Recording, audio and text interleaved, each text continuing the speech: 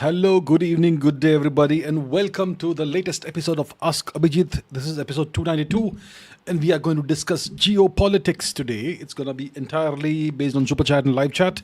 So let us see who all we have on the live stream with us this fine day. I can see McLovin, Vladimir Putin, Deepika, Vish Pala, Ayush Yadav, Komal, Geopolitical Dubey from Indore, Suhas Reddy, Deepika, Somi Jain, Anahita, Kenel, Ayush Singh, Bruce Wayne, Random Skull, Animish is enjoying my book series. Well, thank you so much. I'm glad you're enjoying it. More people should enjoy it. Avinash, Rajat Duhan, Vikash PJ Chat DSP, that relationship guy, Hari Om, Itachi Space, I'm a painter, Om Bekedikar, hello. Freedom from Outcome from Toronto, Ultimate Power, Vishpala once again, JEE, Akash BA, Tushar Kalburgi, the Knowledge Priest, Chat DSP Sergeant Skylan, Dev, Dhruv Durya, Mystic SK, AK, Jay Dikshit, Abhyuday Singh, Mav Chin, Pratham Sharma, Ayus in 439 from Agra, Namaste sir. Pratham Sharma, Soldier Boy, Animals for Laugh from Mumbai, Akash BA, Ashwini, Mayank, Ujiha YT, IPK underscore 1S, Nikesh Dahal, Pranam, Vladimir Putin, well hello, Tanmay Deshpande, Nirbhay, Rishikesh, Uttarkar, Jagdish, Mali, Tushar Kalburgi, Itachi Space, HB, Aditya Singh Thakur, Shyama Prasad, Komal, AKY, Shri Harsh Mohril, Satellite, Vikash PJ once again, Miss Trupti, Namaste, Shri Harsh once again, Bal Ki today, good evening. PD, Dark Knight says good morning. Well, good morning to you. Junadas, good evening from Assam. Well, good to have you, Junadas. Rush God, Anurag Gaur, Sneha Kishore Mulchandani, hello. Jaskaran Singh, Ajay Kumar Akula, BB Musarat, Ashtavakra, and everyone else. All right. Okay, enough of greeting everyone. I welcome you all to the live stream, and let's take some questions. Do we have any interesting questions? Okay, let's see. Let's go with McLevin. Do you think the tariff and regime change situation around our neighborhood would be different if Prime Minister Modi had full majority? No, it would not matter. The tariffs is something that's being applied globally by Trump, right? And the regime changes will happen even more vigorously, would have happened even more vigorously if Prime Minister Modi had full majority. Anyway, it doesn't really matter whether Prime Minister Modi has full majority or not. The US is going to do what it will do. So it would not have made any significant difference. Right, okay. Akash Sharma says, so my tweet on Arattai. Zoho's logo looks like a Microsoft ripoff, even the colors. Had Prime Minister used coup, it would have survived. Well, okay, I'm not going to comment on Zoho's logo and all that. I'm not sure. I can't recall what it looks like. It's natural for anyone to be kind of, if it's the case, it's natural for anyone to be inspired knowingly or unknowingly by the most successful companies in the world. So I see nothing wrong with that. In case that is indeed true, that's okay. And if Prime Minister had used coup, it would have survived possibly. But the problem also is that coup wasn't a good user experience. I had a coup account. I tried using it. It was painful to use coup. It was painful. It was not a good user experience. This is one thing that Indians need to learn. If you create something, it has to be world class. Then don't blame Indians if the Indians stop adopting it. If your product isn't good, your products that you make have to be world class. Coup was a terrible user experience. Compared to Twitter, it was painful to use. So yeah, if I would say that coup would have survived if they had given a better user experience, if they had made the app more user friendly. We cannot expect Indians to adopt substandard products when they're already used to American products that are at the best that have the best standards in the world. So if India wants to compete, it has to compete at global standards and not push substandard stuff on Indians. Indians won't adopt that. So that's something that Indian developers need to need to be cognizant of. They need to realize this. Adi Ayu says, why do you always refrain to talk about nose? What is nose? What's a nose? I'm sorry, what is that? Nose. I don't discuss noses here. I either discuss science, geopolitics, or history. So I'm not sure what you're saying, sir. If you want to say something, say it clearly. Otherwise, well, what? A Rahul says, love. All right. Thank you so much, A Rahulji. Thank you so much. I really appreciate that. Thank you so much. Thank you so much. A Rahul says, I feel we are very far from reaching the 2047 goal. There are no competent leaders in India, no one to the level that is required, and the system is designed to make the country fail. It is so sad. It is true, we face immense problems that are internal problems, more than the external problems. The United States now deciding to contain India, more than the problem of Pakistan, which is a perennial terror threat, the problem of China, which doesn't want India to rise, to grow, and whatever other problems we face. More than that, the bigger problems are the problems within, the structural problems. India's system is designed to make India fail. India's entire system is designed to ensure that India doesn't rise. India doesn't rise to its fullest potential. Not even half the potential. India should stay mediocre. India should remain at 10-15% of its potential. That is what the system is designed. It's designed in that way. And all the internal problems that we have, all the artificial divisions that have been created in the country, Indians keep fighting each other all the time. The education system has endowed Indians with these set of characteristics and qualities. Indians have this urge to keep arguing with each other. They feel that arguing and raising your voice in argument makes you look very intelligent. No, success makes you look intelligent, not your verbal victories and arguments. No one cares about that. But Indians have been made to believe that all these fake victories are real victories. I defeated him in a verbal argument. Yeah, good job, sir. Good job. Who cares? Yeah. So there are all these problems, and there are very few competent leaders in India. I wouldn't say there are none at all. There are extremely few competent leaders in India. We would certainly require far better leaders than what we have right now. Prime Minister Modi, I would say that we are very lucky that we have him, who is currently leading the country. I hope that he leads for as long as is possible, but we need to have better leaders coming up in the pipeline.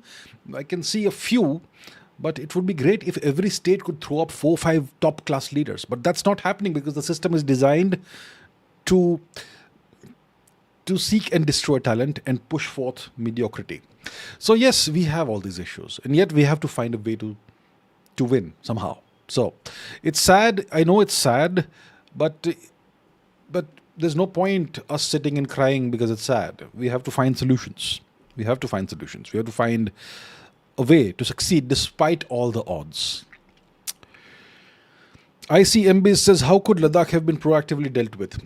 Nothing. What is being done is right. See, Ladakh has a population of 300,000, 200,000. I don't know what the population is. It's less than 1 million. Yeah? It's a big territory. It's a very sensitive place, strategically very sensitive. It's on the border between India and Chinese-occupied Tibet. China has already taken a couple of bites out of Ladakh, right? As we know, Aksai Chin is Ladakh, but China currently occupies it because of the generosity and magnanimity of Shri Nehru and so many other issues. And now we have aspiring Zelenskys who are trying to create more trouble in Ladakh. So Ladakh used to be part of Jammu and Kashmir. It was completely suppressed by the governments that would sit in the Kashmir Valley, in Srinagar. Right? And Ladakh was essentially a hostage of the valley. Now in 2019, the government of India, they decided to transform Ladakh into a separate union territory. And the people of Ladakh are happy. I am not inventing these stories. I have been to Ladakh multiple times. Okay, it's one of my most favorite parts of India. I have been to Ladakh multiple times. I've spoken to people there. I've spent significant time in Ladakh. I know that people are really happy with the change that has happened. But now this Wangchuk fellow, a foreign agent, aspiring Zelensky, he wants to create trouble over here. Right? He's saying we need statehood. A statehood. You want statehood with 300,000 people. Yeah? What next? Dharavi should be a state. Dharavi has a population of more than 1 million. Make Dharavi a state now, yeah? Everybody will now decide that we should have a statehood. Who the hell is he? to claim that, to decide that Ladakh needs statehood. And by making Ladakh a state, you will have then, and he wants the sixth schedule in Ladakh, which means that no matter, even if you want to construct a new road, a new arterial highway, a bridge, whatever, we will need to then, the government will then need to take permission from people like him, right? And there are lots of these influencers, these Dhruv Rathi kind of people who are supporting this Wangchuk fellow right now. So what has been done has been, I mean, the only more proactive thing I can think of is that Wangchuk should have been thrown into prison like a year ago when he started all this nonsense. Whatever, I think what has been done is correct. And India needs to be very careful about these foreign agents. There are plenty of aspiring Zelenskys in this country. And we need to deal with these people effectively. Uchiha says, why doesn't the US have military bases in Thailand, Laos, Cambodia, given the fact that they are significantly very less on hard power score? See, the US decides where to have military bases depending on what they want to achieve, not the basis of hard power score. If they have bases in, let's say, Japan and South Korea, it is to deny something to China. It is to encircle China. If they have Taiwan as a unsinkable aircraft carrier, it is to once again contain China. It's to create these island chains that hem in the Chinese Navy. When it comes to Thailand, there's no point strategically to have military bases there. I mean, whatever they want to achieve is already achieved. They don't need more military bases beyond what they have in South Korea, Japan, and Taiwan. Taiwan is a different case, but similar case once again. So it doesn't make sense from a geopolitical perspective, from a strategic perspective, to put extra military bases there. Military bases cost a lot of money. I know the US has a tremendous amount of money, but even then, money is valuable. You just don't go around throwing it around. So when it comes to different nations, you have different approaches towards these nations. Even if they are your vassals, it's not necessary that you have to put military bases in every vassal's territory. Right? So that's how it goes. Okay. ADB says, I got to know about BB Lal and his work only because of you. Oh, wow. Okay. I'm glad. And I bought one of the books of his that you recommended. I like your point of digging deep and verification of sources. Learned a lot. Sincere gratitude and thank you.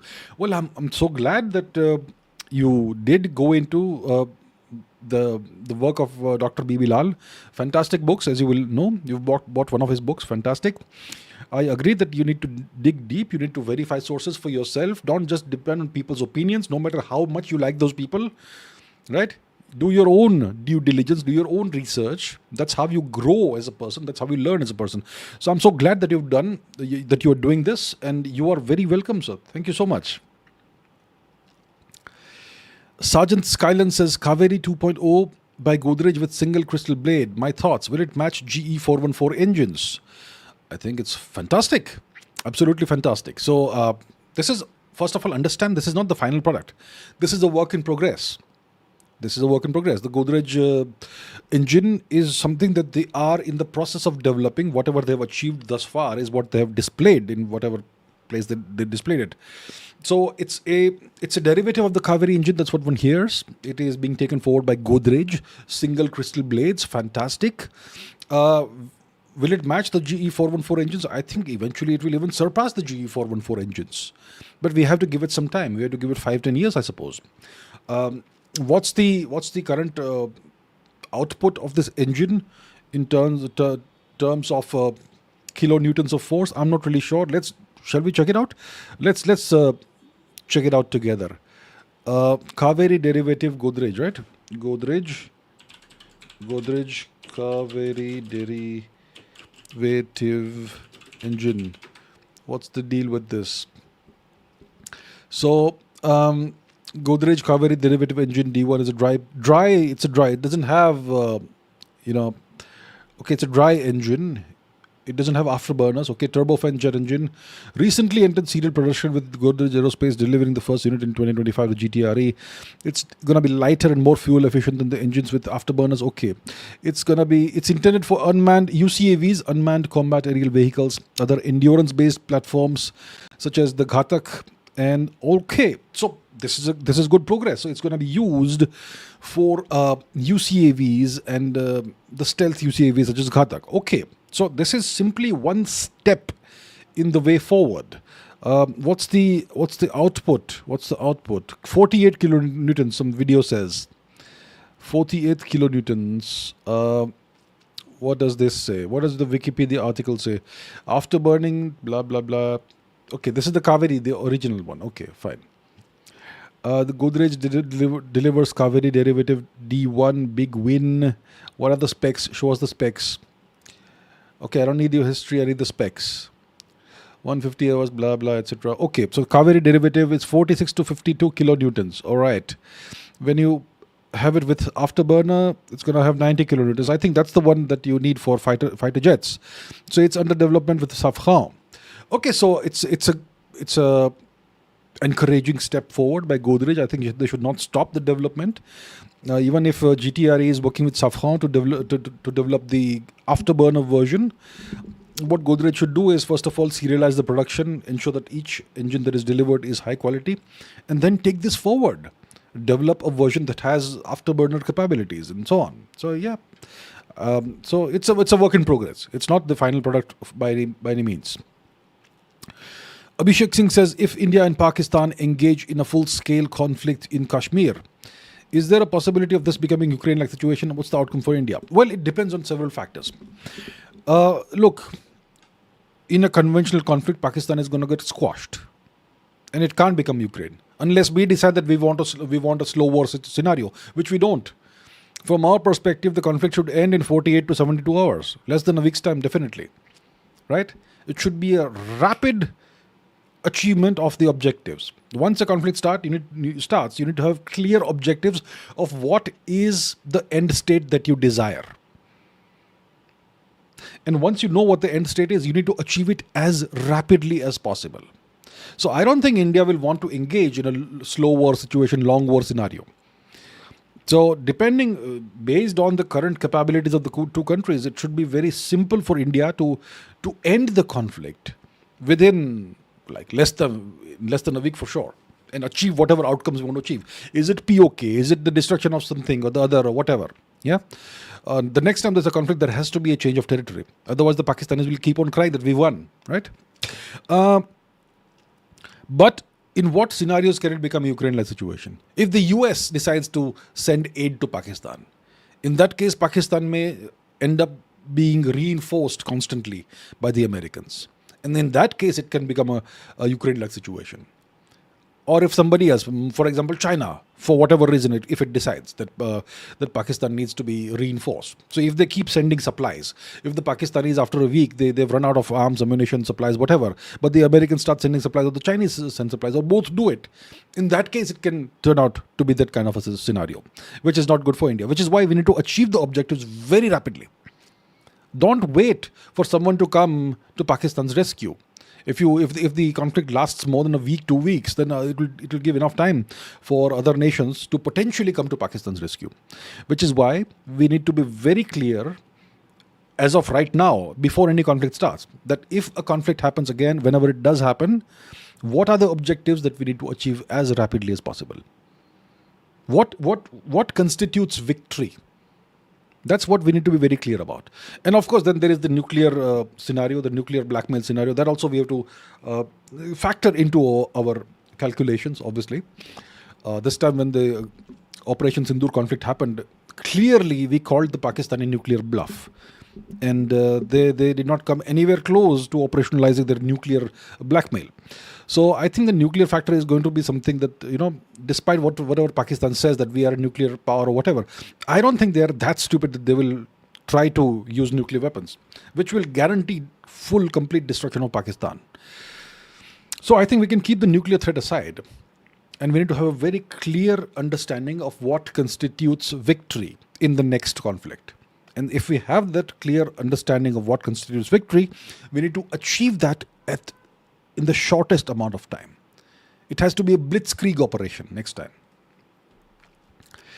Godliness says Trump never wears anything except the US flag on his coat, but for the first time he was wearing a golden fighter jet brooch while wearing the Pakistani leadership. Was this some subtle message? Maybe the Americans have decided that they will supply more F-16s to Pakistan. Is that a possibility? Everything is a possibility. All possibilities are on the table right now. The Pakistanis are essentially signaling that they are selling their country off piece by piece to the US. The Pakistani general or what? Munir, the Munir guy, the dictator of Pakistan, he went to Trump with a box full of minerals, right? Here's a sample of what you will acquire from Pakistan, that sort of thing. So Pakistan is very happy to sell off their countries piece by piece. And in return for that, I'm sure there's a deal. There's some kind of a deal that has been reached between Trump and the Pakistanis. Maybe there's going to be more jets for Pakistan, more F-16s, or maybe, who knows, even F-35s. I'm not sure. So it looks like there is some signaling that Trump did by putting that golden fighter jet brooch on his lapel. So maybe it's a subtle message. We'll have to see. So I will not be surprised if the US in the coming days or weeks announces that they are selling, I don't know, a certain number of fighter planes to Pakistan, brand new F-16s, or maybe F-35s, I'm not sure. I will not be surprised if that happens in the next few days or weeks. Teen Talks Dharma says, is the Russian avant-garde system as good as the say breakthrough? I'm not sure. I've not looked into the specifications. Let's do it if you want. Right? Russian avant-garde system. Yeah, what's the deal? It's a hypersonic glide missile vehicle, HGV, with the travel speeds exceeding Mach 20, carrying a nuclear or conventional payload, launched by an ICBM. It detaches from the missile. It's a maneuvering MARV kind of thing, right? It's a glide vehicle. Okay, it detaches from the missile and glides through the atmosphere, performing sharp maneuvers to evade missile defense systems. Russia unveiled it in 2018. Has been putting it into service since late 2018, early 2019, carrying it on heavy ICBMs like the RS-28 Sarmat. So it can travel at frightening speeds, Mach 20 to Mach 27, and it performs evasive maneuvers at these hypersonic speeds. These are essentially re-entry speeds, not hypersonics. Boost glide system and so on. It can, and it will obviously carry nuclear warheads. So that's what it says. Now the Russians will know better than us how good the system is. If it's been deployed, it means that it must be really good, I expect. So it looks like it's a very good system from whatever we see. Prashant says, is the UN less relevant? Will these speeches by diplomats help? The UN, what's the relevance? What does it achieve in the world? It's a talk shop. Once a year, everyone gets together at the UN and leaders from across the world come and deliver a speech from the podium. In some cases, like when Prime Minister Netanyahu delivered a speech, most of the people left the hall because they didn't want to listen to him, right? But when that Al-Qaeda terrorist, the Syrian leader, the current Syrian dictator, when he delivered his speech, everyone sat there and listened to him. Well, what sort of a hypocrisy is this, right? And then you have the what's his name? The Sharif guy, Pakistan. He went and gave an address to the UNGA, and then there was back and forth between India and Pakistan. What's the point of all this? I don't understand. I don't know the relevance of the UN. What does it achieve for the world? Does it actually achieve peace? Has it been able to broker some kind of a peace deal in Ukraine? Has it been able to broker some kind of peace deal somewhere else, maybe between Israel and Iran? Has it been able to ensure that there is peace in West Asia? It does nothing.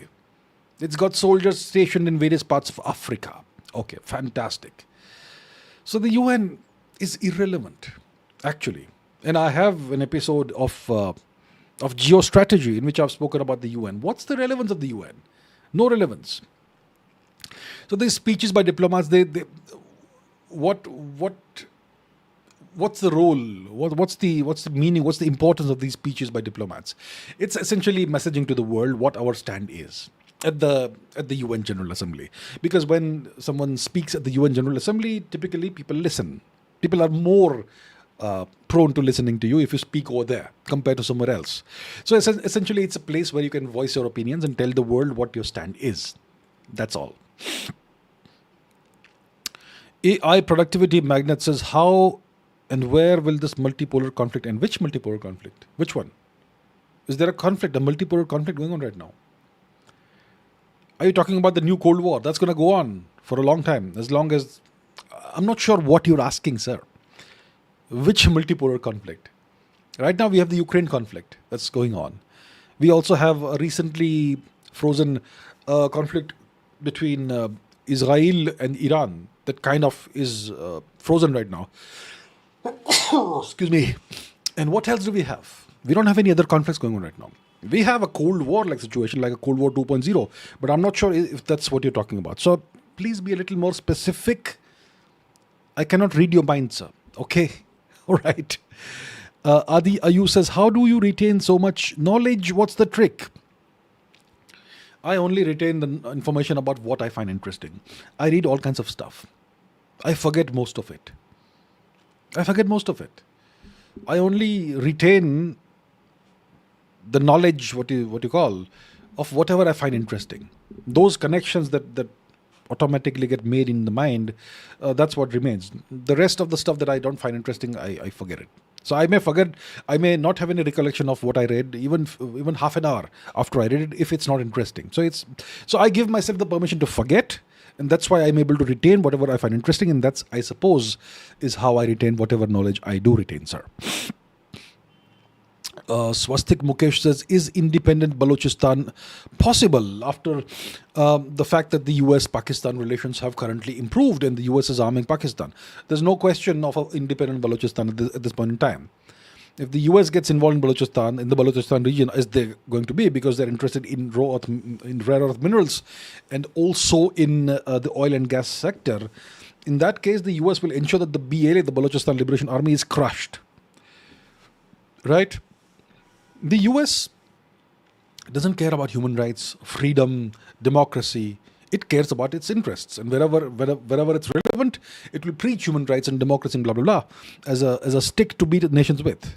But that's just a stick. So independent Balochistan, even without US support, it's not possible because the Pakistani military is too powerful. And with this new scenario that the US is getting involved in Pakistan in a very big way, there's no chance of an independent Balochistan anytime soon. Teen Talks Dharma says, when Netanyahu spoke, 95% of the leaders left. What does this indicate? Is this a play or acting, or European leaders truly believe in Palestine? What does this indicate? It indicates that a lot of these European leaders, see, if you look at the European countries today, they have significant Islamic populations now, right? And their populations, even the non-Islamic populations, non-immigrant populations, the native populations, they have been brainwashed and indoctrinated by this left-leaning education system. So they all believe that Palestine is a just cause. That Israel is a super oppressive country that is oppressing the poor, hapless, peace-loving Palestinians. So the people believe it. And the immigrants, the Islamic immigrants, obviously will support Palestine. That they will give an unconditional support to the Palestinian cause. So if you want to stay relevant as a politician in that climate, you've got to support Palestine.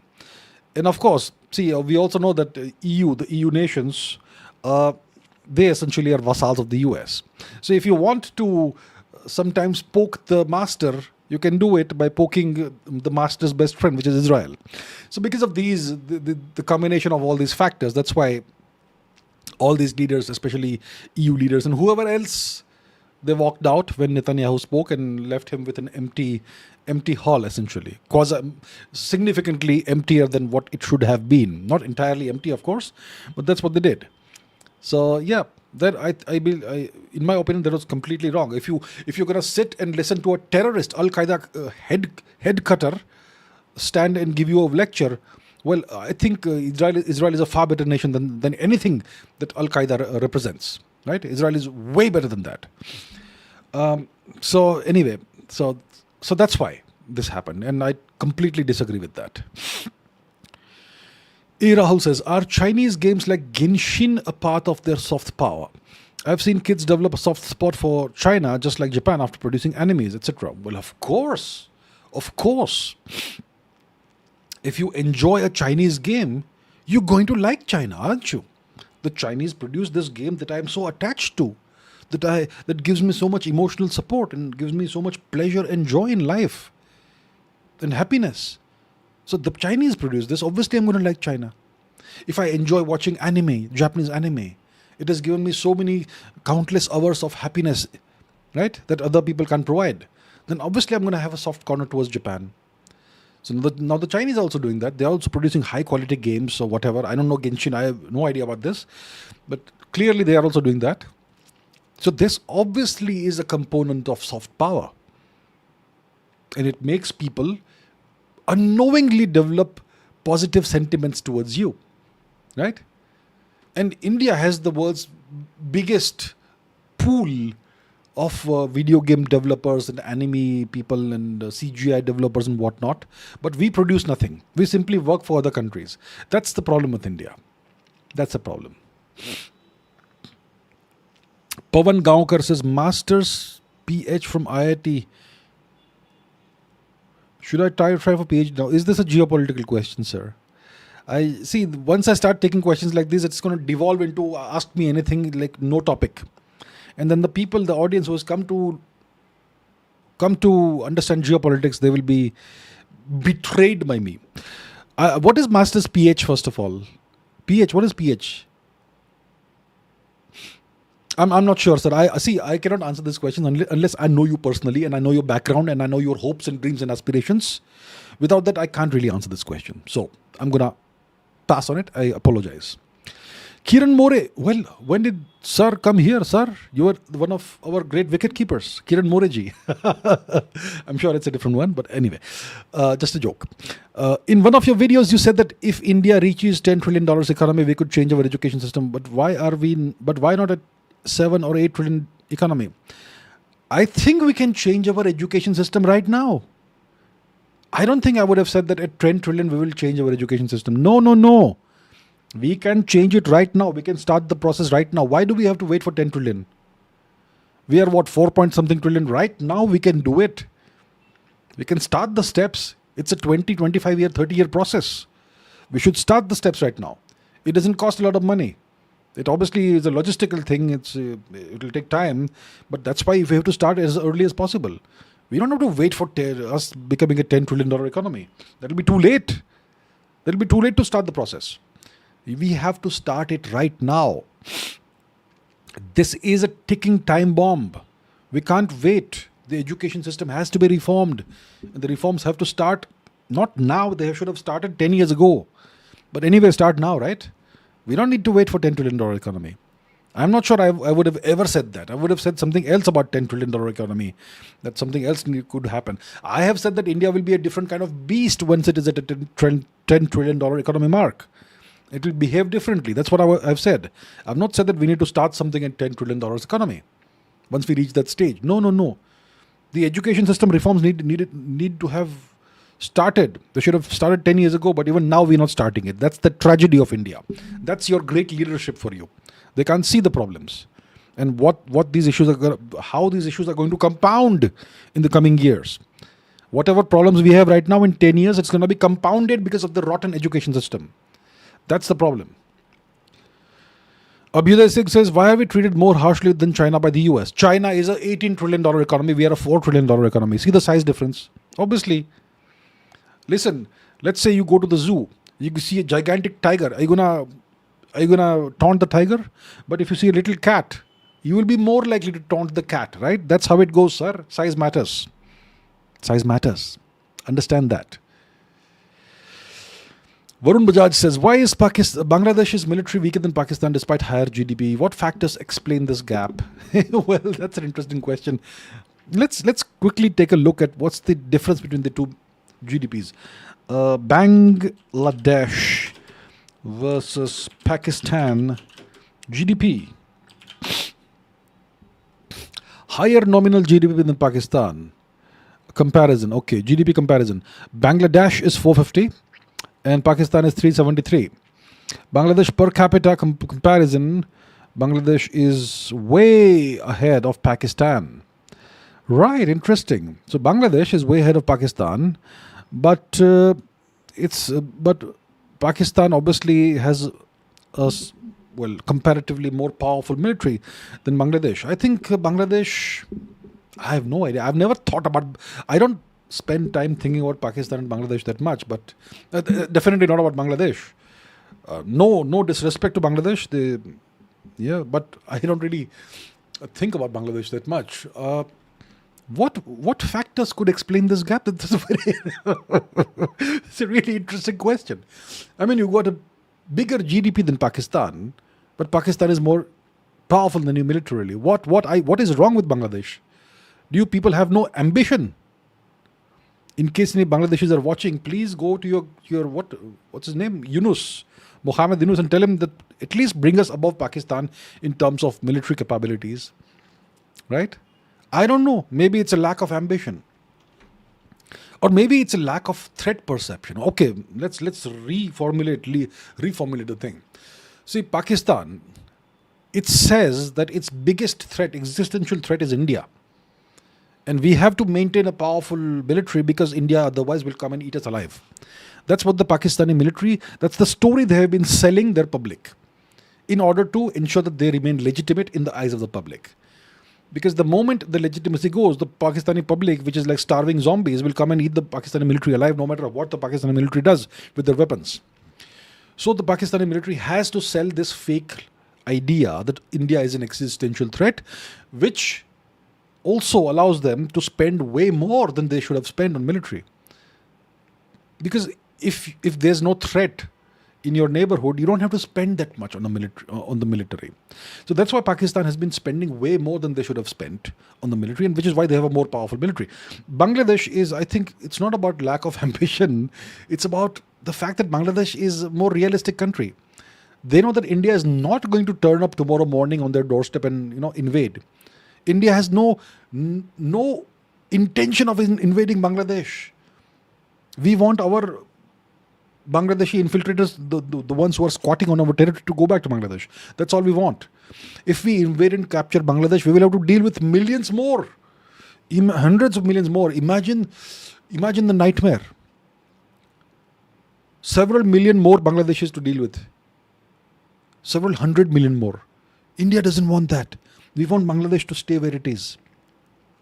Please stay a separate sovereign nation, please. So Bangladesh knows that they don't face any threat from India, neither from Burma.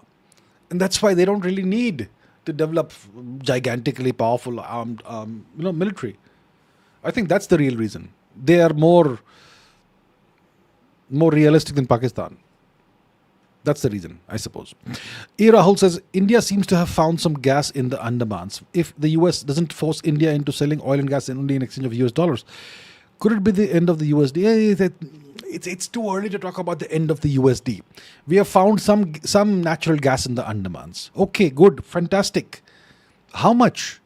What's the quantity? How big is the reservoir?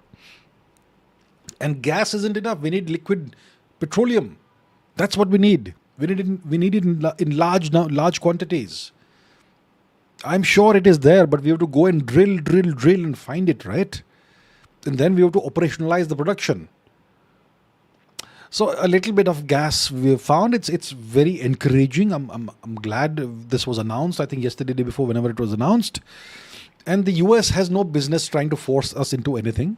The US can give us a suggestion that maybe it will be nice if you sell it in USD, and then we can decide. But that is that's going too far down the road. We are a sovereign nation. We are one of the 5 only genuinely sovereign nations, and the US will not be able to arm twist us into anything. So it's a very preliminary announcement. Let's wait. I think it will take time before we make any major discoveries of oil. Gas is also important, but not as important as oil. So let's wait and watch. Only once we make a major discovery of oil can we even start having the conversation of what currency to sell it in.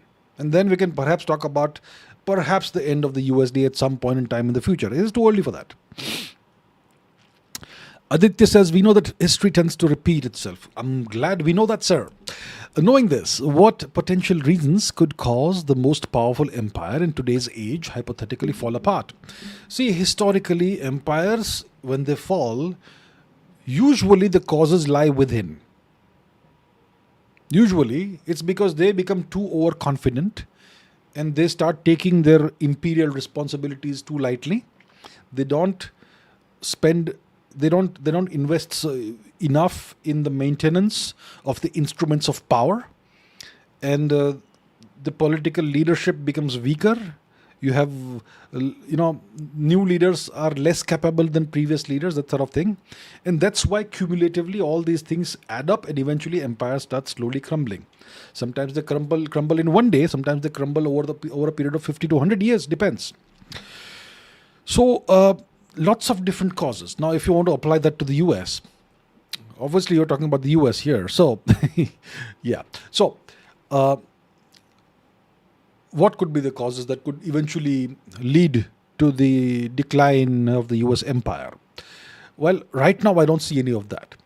See, they are not taking their imperial responsibilities lightly. They are maintaining their global power projection capabilities. There are 700 plus extraterritorial military bases spread across the world. They are maintaining those. They are not withdrawing from any of those. They're not shutting down any bases. They're ensuring that they're all well supplied.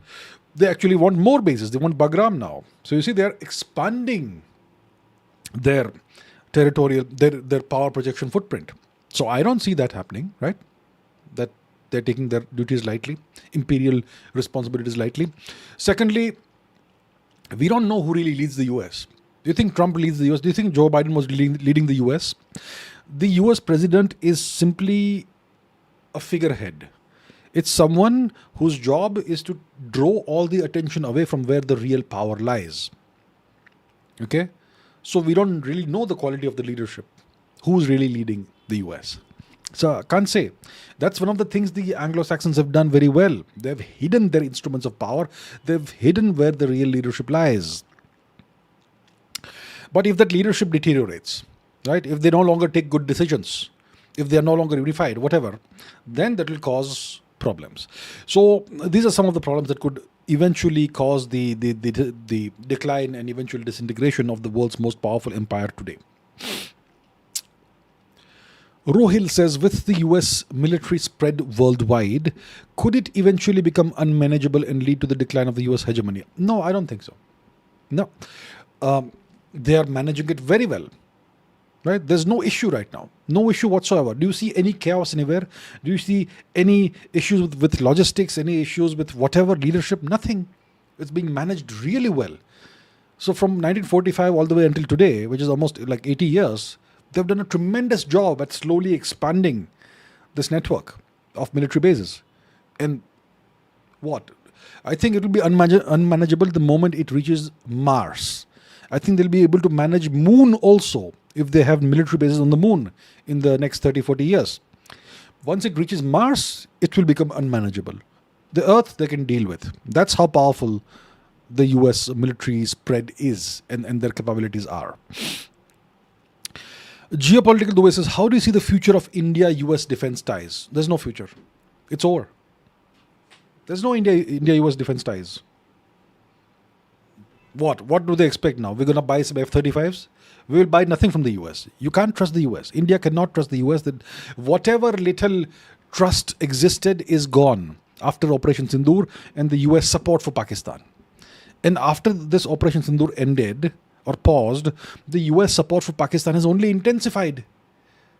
How can India ever trust the US again? There is no future for India-US defense ties. I think even the Quad will die a slow, quiet death. I'm telling you right now, the Quad is also done. The quadrilateral dialogue, whatever it is, the US, India, Japan and Australia, even that is finished. Okay, I don't see any more Quad-related developments happening now. MK says, why can't China and India just increase their nuclear arsenal to increase their comprehensive national power? Is the deep state a boon or a bane for the US and its people? Two questions. I'm sure China and India can increase their nuclear arsenal to increase their CNP. I'm sure they can do it. Who knows? They may be doing it. See, I'll show you. See, list of nuclear states with list of nuclear weapons by country. Okay, let's do this. Okay, so let's see what Wikipedia has to say. Okay, so here we have it. Why is the US on top? Why? Oh, because apparently they know exactly how many have been deployed. How does Wikipedia know exactly how many nuclear weapons a country has and how many are deployed? How do they know this? Oh, because Cyprus has said it. Yeah, because the Russians are going to go and tell Cyprus exactly how many we have and how many we have deployed. Yeah, right. Very nice. So according to these open source rankings and listings, India has 180, Pakistan has 170, and China has 600, France has 290, but China has only deployed 24, India has deployed 0. Okay. How do they know all these things? How do they know that India only has these many? How do they know how many India has deployed? How many China has deployed? These are all fairy tales they are selling you. You think China is going to go and tell these people how many nuclear weapons we actually have, how many warheads we have, how many are deployed, how many are disassembled, and so on? You think China will tell anybody? You think Russia will tell the West all these things? You think India is going to go and tell these people? This is all nonsense. We don't know how many nuclear weapons each country has. This story that India has 180, I don't believe it one moment. India has enough fissile material for several thousand nuclear warheads, by the way. So it's entirely possible for us to do it, but we don't announce it to the world, right? That's how it goes. A. Rahul says, in what ways can a Toba-like eruption impact geopolitics? Oh, well, a Toba-like volcanic eruption will have seismic effects on geopolitics. What's a Toba-like volcanic eruption? The Toba supervolcano eruption happened about 74,000 years ago. And it caused what's called a volcanic winter, which is the same thing as a nuclear winter. The world went dark for about 5 to 10 years, a decade roughly. There was no sunlight for a decade, roughly a decade. Because of that, plants died. Because of the death of plants, the plant-eating animals died. Because of that, flesh-eating animals died. And because of all these things, humans had to scramble to survive. And humans survived in the Indian subcontinent. We know that because we have evidence in Jwalapuram, we have evidence in Madhya Pradesh or wherever. 2-3 sites we have evidence in India that Indians survived the supervolcano eruption. But they would have survived just barely by scattering and dispersing over wide amounts of territory.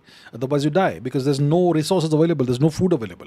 So if a Toba-like supervolcano eruption happens today, it's going to cause a catastrophic decline in the world's population, human population and animal and plant population. Right?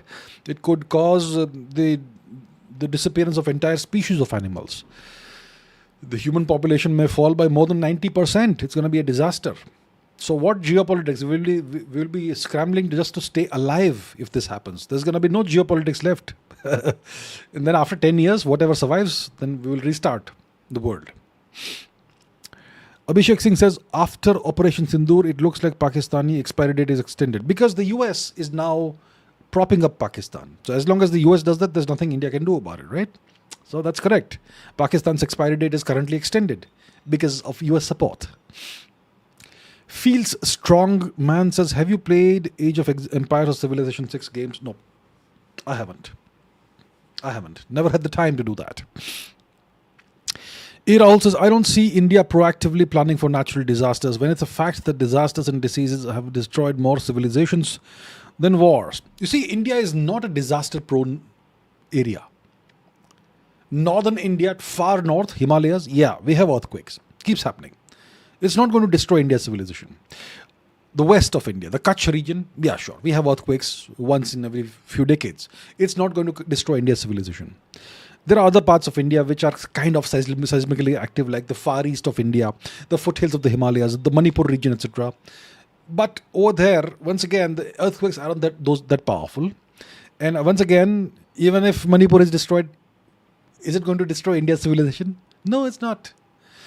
What else Do we have any major volcanoes? We have a couple of volcanoes in the Andamans. Narakondam and Barren Island, I can think of two right now. Are they going to destroy India's civilization? No. We have flash floods and all in Uttarakhand, whatever. Is it going to destroy India's civilization? No. We have nothing that can actually destroy India's civilization. We have typhoons, cyclones that happen every year or something. Are they going to destroy India's civilization? They're not going to do it. Do we have tsunamis? Maybe once in 100 years. Can it destroy India's civilization? It can't. There is nothing that can destroy India's civilization. No natural disaster. See, Japan, for example, it is prone to 9+ earthquakes on the Richter scale. You have earthquakes all the time. That's why they have to adapt. They've had to adapt their entire lifestyle to account for the possibility of very major earthquakes.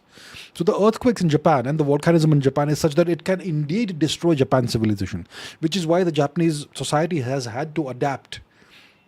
So Japan is located smack bang in the ring of fire. So that's why Japan has had to adapt, and that's why they have a different kind of society than what we have. Over here, we are blessed by the gods in the Indian subcontinent. There's nothing that can actually destroy India's civilization. No natural disaster can. You will have floods, you will have earthquakes, you will have whatever from time to time. It will cause pain and suffering from in certain parts of India. Yeah, and you will have cyclones that come that cause problems once in a while. But none of this is going to destroy India's civilization. Nothing. Which is why India doesn't plan proactively, perhaps. I mean, we do have cyclone management systems now. We have early warning systems, which is why we have so few deaths now. So once again, I would not entirely agree that we don't proactively plan. If you look at the coasts of Odisha and Kerala and whatnot, now we have advanced warning systems for cyclones. We hardly hear of any disastrous death tolls from cyclones anymore. If 5 people die, it becomes national news now in a cyclone, right? We have Assam. Yeah, that's another problem. The Brahmaputra floods every year. People are kind of used to it, and nothing is done about it for some reason. I don't know. Maybe something has been done, but it happens anyway every year. But once again, it can't destroy India's civilization. So I think that we are taking steps and measures to a certain extent to plan for these things. But the fact is that none of these natural disasters can actually destroy India's civilization. So we are blessed by the gods in that manner. Maybe it has made us complacent, who knows. Dev says, we are waiting for your channel on Arattai. Okay, Arattai. I still haven't installed Arattai, so maybe I'll have to do that. I should do it to support the Swadeshi cause. I hope it is a good enough app. I'm sure it is. Sridhar Vembu is doing it, so it must be good. And then should we have a channel on it? See, the problem is that I don't mind getting on Arattai and using it as my messenger. The problem with managing a channel is that you have to have moderators and you need to look into it all the time. And I'm a very busy person. I'm busy every day. I'm writing. I'm doing something or the other. I don't have the time to manage a channel on Arattai, moderation and all that. I don't have the time to be present and interact with people every day because I'm so busy. So I really appreciate the fact that you want me to do this, but I'll have to think about it properly before I venture into that domain, because in the past I've had a Discord channel once or twice and it ran out of control. I had to end it. I think I have a Telegram group somewhere. I'm not sure. So, it's worthwhile, it's valuable only if I can spend time on it and I can actually be present over there. So I'll consider this seriously, but I can't promise anything at this stage. All right. A. Rahul says, isn't INR, Indian rupee depreciation, a good thing for India? It depends on whether you are an exporter or an importer. If you're an exporter and you are receiving foreign exchange, then you can earn a lot of rupees through that. But if you're an importer, so it depends on various things. It's not necessarily a good thing or a bad thing. It depends on what your specific situation and circumstances is. So China, for example, has ensured that its currency remains undervalued, and that has helped them a lot because they are a major exporter. So if India becomes a major exporter, it may be good if India's currency remains undervalued. Rohan Suneja says, why Sweden innovates but India has failed to do the same? Because of the Indian system, which discourages innovation. Think of the time you were in school. Did your teachers ever encourage you to innovate? Did they ever encourage you to ask questions? Did they ever encourage you to do something different from everybody else? No, they will not tolerate that. They will squash that in the bud. If you ever dare to do anything different from everybody else, then the teachers will punish you for that. You have to understand the system is such that Indians are brainwashed like sheep. And even beyond school, Indian society discourages people from innovating. You try to do something different from everybody else, the whole society stands up in front of you, right? These are problems that we face in India. Devesh says, how do we completely eradicate internal enemies? Well, there are various models that exist from world history.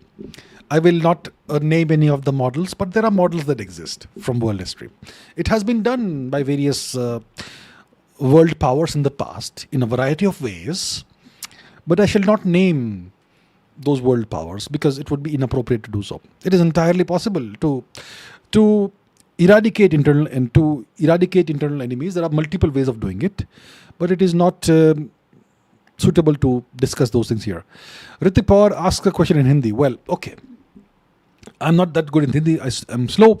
अगर Taiwan 2030 तक गिरता है, भारत और दुनिया के लिए इसके फायदे और नुकसान क्या होंगे, और क्या उसके बाद सीसीपी और on expansionist mode and USA का ऑफिशियली पतन?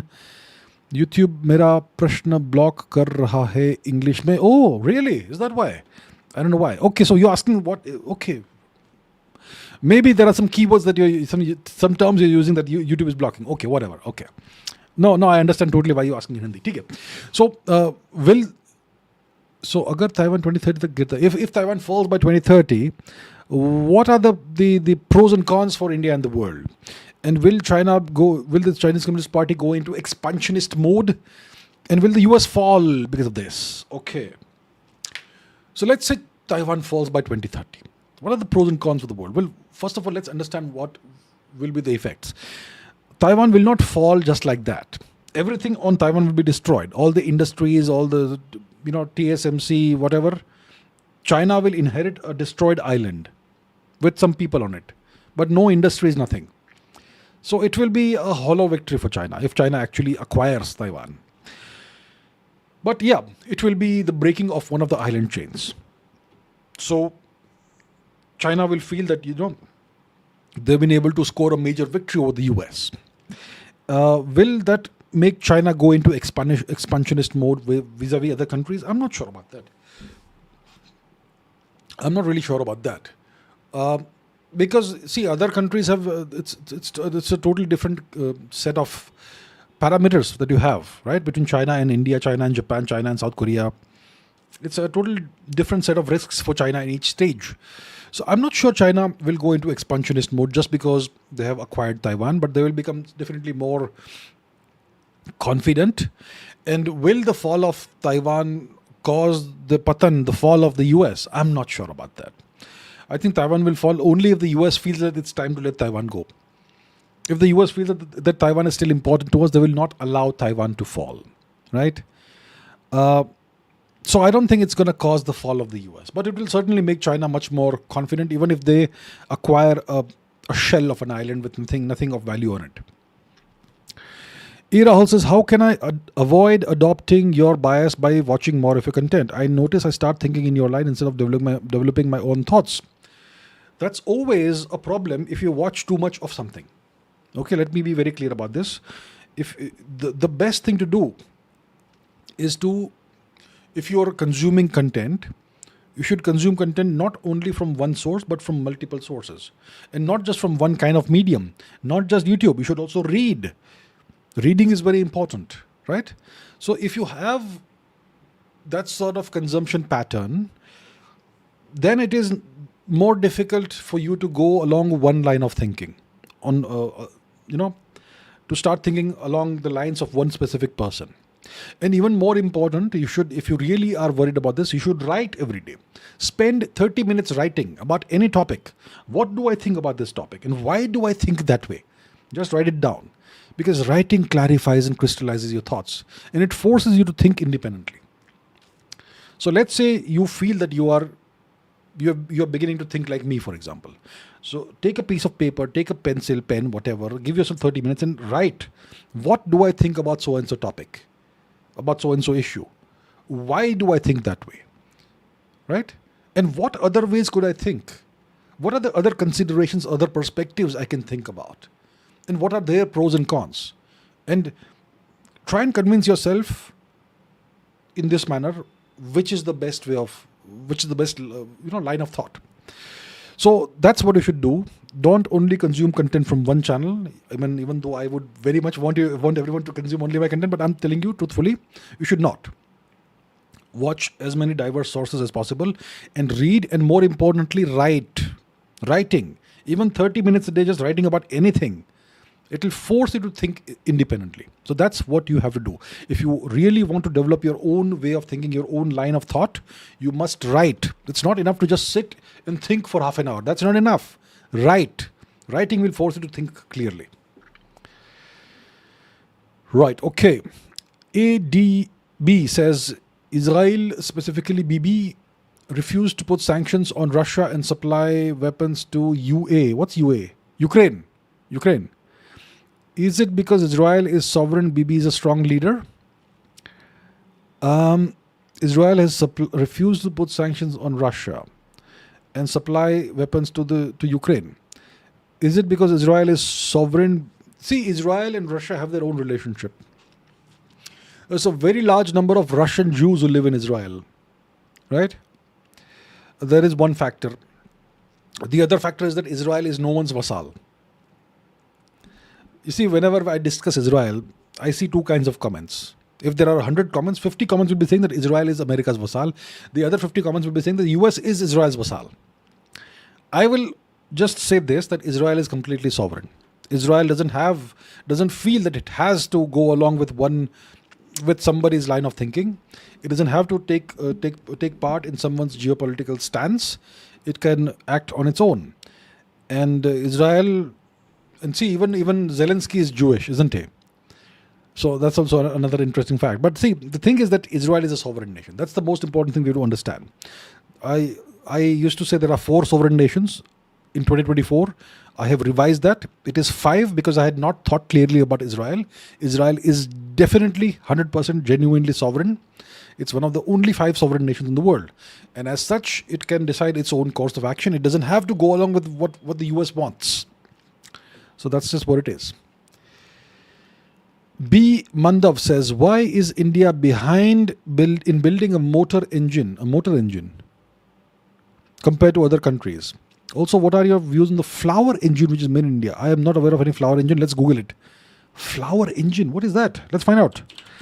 Flower engine India, really? What's a flower engine? I don't see anything. A flower engine made in India, really? Made in India. There is no flower engine. What is this? There are flower engine, flower gifting, Haridam, artificial flowers, India Mart. Okay, I have no idea what this flower engine is, so I don't know. Okay, I'm sorry, I'm not sure what this flower engine is, sir. I apologize for that. But when you're talking about motor engine, are you talking about motor vehicles, car engines? You're talking about truck engines? You're talking about ship engines? Or you're talking about jet engines? Let's say you're talking about generic, just engines. Well, it's because we don't do research and development. We don't do R&D. We just want to acquire stuff from abroad, foreign say. We'll buy it from foreign. Right? Why make it ourselves? Why reinvent the wheel? We can just import it. We pay some money, we get a high quality engine. Why do we have to start this process all over again? Laziness. Indian entrepreneurs just want to make money. They don't think long term. They don't think long term. They want to make money right now. Big issue. So that's essentially what plagues India. Indian entrepreneurs, if you look at IT, for example, it has always been the arbitrage model. We have such talented software engineers in this country. But do you see any Indian IT company developing any software products of its own? No. It will simply work for other foreign companies who have their own products, and we will maintain those products. We'll develop the products for them, but we'll not develop anything ourselves, because that is slightly more risky, right? That's higher. There's higher risk in that. Do you see Indian IT firms or Indian companies, when they talk about Swadeshi apps, apps as in cell phone apps or whatever? What does it mean for an app to be Indian, totally Indian? Does it mean that Indians have developed it and Indians will profit from it? Is that all? But let's say you have, I am not talking about any specific app here. I'm just saying, let's say you have some app in which you have to log in, sign up, all that, and your data will be stored somewhere. Where is the data being stored? Is the data also being stored in India? Or is it being stored on Amazon's web server somewhere, AWS or something else? If it is being stored in the US, is it really an Indian app? That also you have to think about. So there are all these things that we have to consider. The problem is that Indian entrepreneurs, they are still very risk averse. Big Indian companies, big Indian IT firms, big whatever the firms, they have sought to make as much money as possible, as quickly as possible, and keep that model going as long as it can go. And they don't invest in R&D. They simply don't invest in R&D, which is why nothing happens in India, right? That's the issue. Swastik Mahesh says, what actions should India take against foreign-funded industrial-scale conversions? We should simply stop the flow of money. If money has to flow into India, it has to come through the FCRA channels, right? Why are we still allowing this? Why are we allowing this? Why? I don't get it. Why? Is it some fundamental human right that foreigners have the right to convert people in India? Now they have set up Indian proxies, obviously, who do the conversions. So it's no longer foreigners who come to India and convert people. It's Indians themselves who are converted and who will convert more.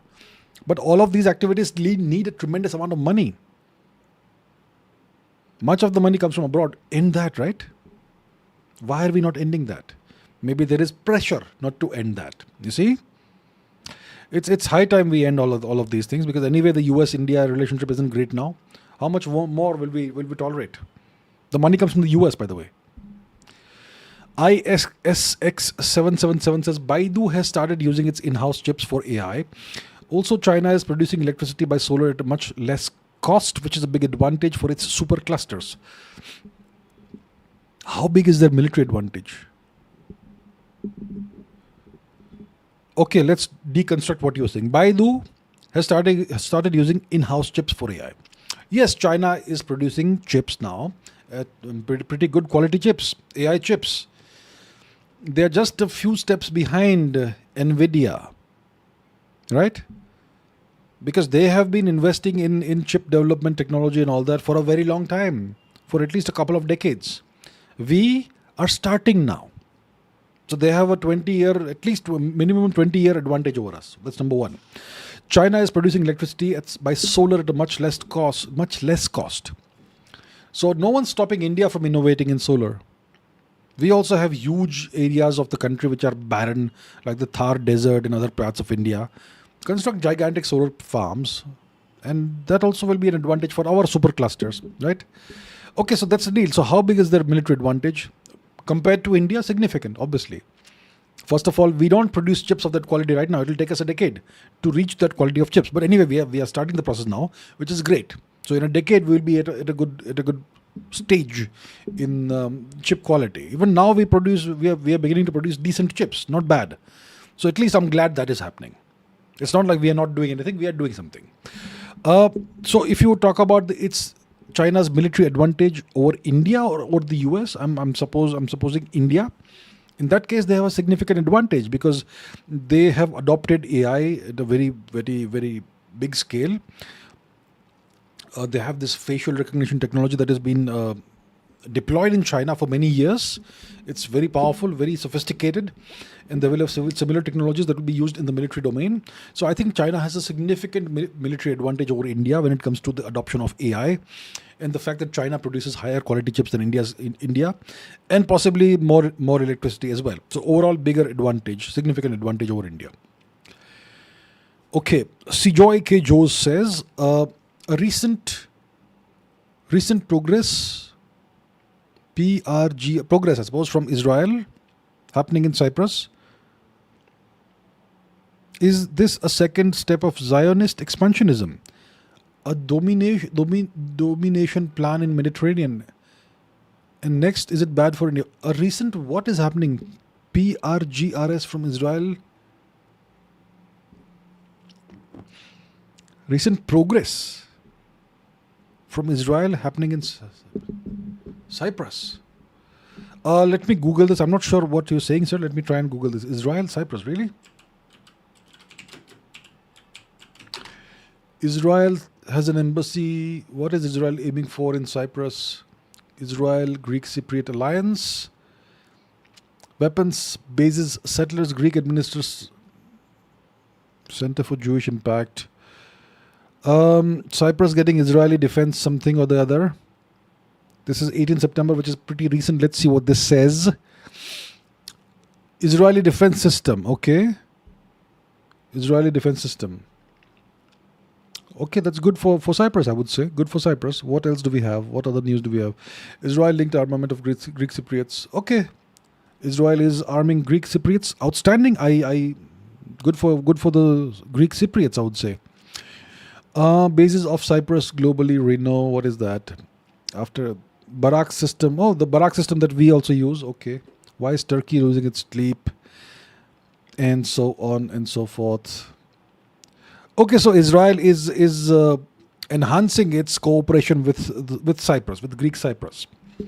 Is this a step in Zionist expansionism? I'm not sure about that. I'm not sure. Domination plan in the Mediterranean. Let's take a look at the map to see the Mediterranean region, and then we can perhaps discuss this. Does Israel really seek to dominate the whole Mediterranean and expand into Cyprus? Let's see. So, in case people aren't aware, this is Cyprus. Okay, this island. It is partitioned. Northern Cyprus is held by Turkey. Southern Cyprus is Greek majority, and there's a significant, this place, which is no man's land essentially. So it's a de facto partitioned country.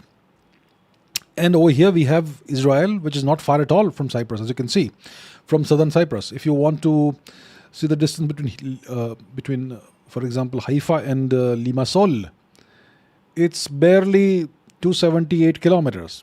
So not far at all.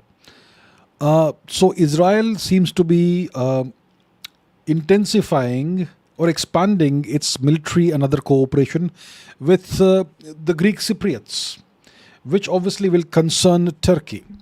Does this mean that there is an intention to expand into Cyprus? I don't think so.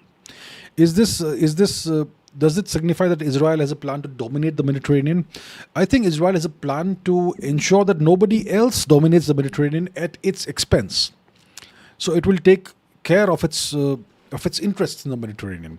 If Turkey is expanding its footprint, for example, in North Africa, etc., then Israel will make sure that it expands its footprint in other parts of the Mediterranean.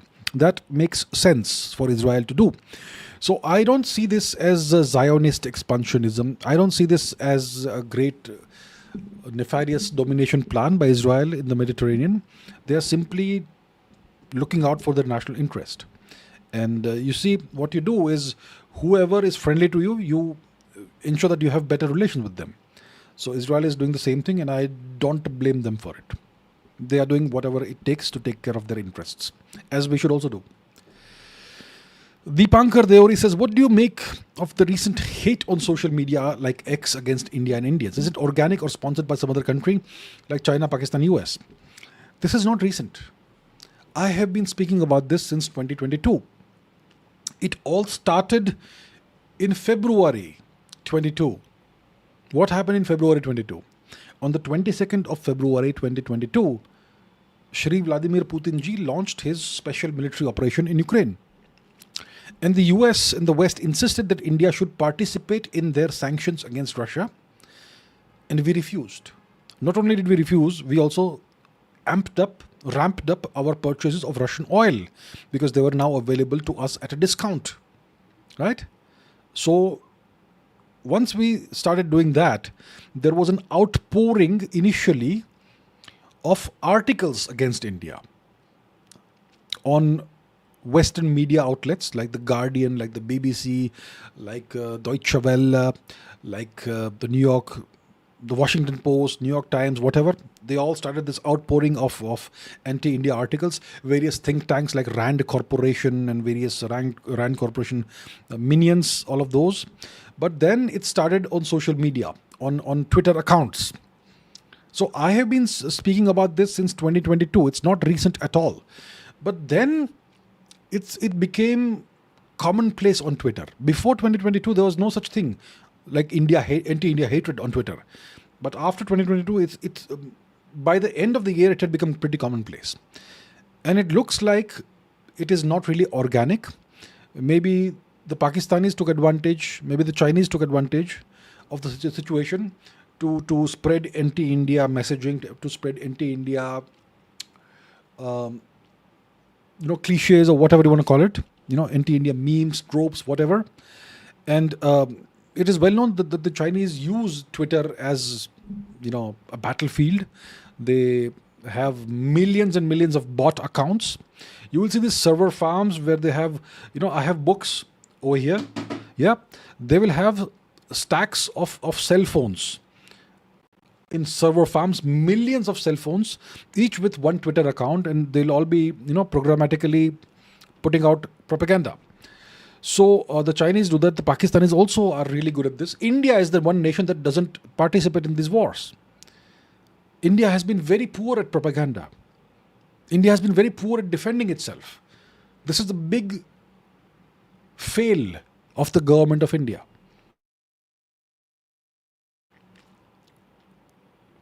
And now it looks like even the American government may be behind this. So I am pretty sure that all three governments that you are mentioning over here, China, Pakistan, US, all three are involved. Probably initially it was just the Western media outlets and think tanks that were doing this. Then you had NAFO, something called NAFO, NAFO. Those bot accounts went after India.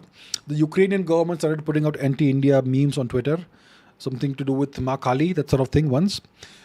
Then you have the Pakistanis and Chinese getting into it and amplifying the hatred towards Indians. And now probably the Americans are also behind this. So there's this huge wave of hatred towards Indians on social media. That's how it has happened. Prajwal says, Happy Navratri. Well, Happy Navratri to you, Prajwal, and to everybody else as well. I see IT companies losing US clients, citing cost reasons. I suspect a bigger wave is coming our way. What should our IT strategy be if the US tariffs Indian IT? What can our IT strategy be? Nothing. Our IT companies haven't evolved. The past 30 years, they've been serving US clients. They have no other clients. Okay, maybe they can try and diversify to EU clients or whatever. The EU doesn't have the kind of tech support needs that the US has. There's no strategy. The only strategy is that Indian IT companies should now start developing products of their own that can compete at global standards. Without that, they will sink. I have been saying this you are only talking about this because the tariffs are there, right? I have been saying this even before this. I have been saying this for the past at least a year that AI is going to kill India's IT firms. AI can do the job of junior programmers today, right? So if I am a US tech company and I can get AI to work for me at a certain price, why will I pay more? For example, I believe that you can get a pro plan of various AI systems at $200 a month, right? Whether it is ChatGPT must be the pro professional plan, the most advanced plan must be around $200, right? And the same must go for Grok and Gemini and whatnot. So you can get a professional plan as an individual for $200 a month. Now, if you look at the billing rates of Indian companies, IT companies, the way they are billing American firms, it will be minimum $20 an hour. So for just one day, 8 hours, for example, that's $160 per person the US is spending. The US company is spending per day, per person, $160 at the lowest level. Obviously, there's going to be billing at higher levels also. So why not just get an AI subscription for $200 a month? You're anyway spending $160 or $200 per day per person. So just get 10 AI clients who will work 24 by 7. It's much cheaper. So the only way Indian IT companies will survive long term, not short term, but long term, next 5-10 years, is if they develop high quality world class products of their own and compete at that level, not just provide services. Otherwise, they're going to all sink. There's no other strategy, there's no other way out. Literally, Officer K says, some people compare the US to the Roman Empire. Well, okay. Do you believe that India today deserves a comparison to the Maurya Empire, or are we not there yet? The US, if we compare it to the Roman Empire, it's a comparison that makes sense. The US is an empire, but an empire at a much larger scale than the Roman Empire. I myself have made this comparison. So yes, that is a valid comparison. It's a legitimate comparison. Does India today deserve a comparison with the Mauryan Empire? Absolutely not. India is nothing like the Mauryan Empire. Today's India is nothing like the Mauryan Empire. Today's India is a slightly different version of the India that we had during the British Raj. The India under British occupation. Today we are under our own occupation. We have the same system, but we have our own people ruling over India, the way the British used to rule, in a much inferior manner.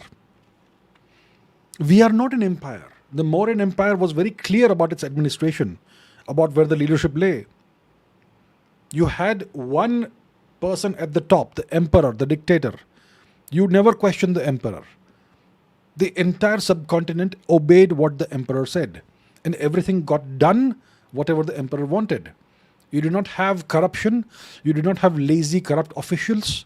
You did not have an administrative service that was self-serving. You did not have other institutions that served themselves or served foreign powers, allegedly, hypothetically, right? You do not have any of that during the Mauryan Empire. Is India something that can be compared to the Mauryan Empire? Absolutely not. It's a very interesting comparison that you've, brought out over here. India cannot be compared to the Mauryan Empire. Absolutely not. There's nothing there's no basis of comparison. If India was comparable to the Mauryan Empire today, it would be a very different entity, a much better entity than what it is right now. I mean, look at India after then, look at the Mauryan Empire of the time. India's temples are controlled by the bureaucracy and the government. During the Mauryan era, did that happen? Absolutely not. Today you have industrial scale conversions, religious conversions happening in India. Would Chandragupta Maurya or Ashok tolerate that? Do you know what he would do to such people who would dare convert Indians? Let's not discuss what he would do. Right? The education system in India during the Mauryan era, do you think you can compare the quality of that with what we have today, the rotten education system today, the colonial education system that we have today? There is no comparison. You can't compare today's India with the Mauryan era.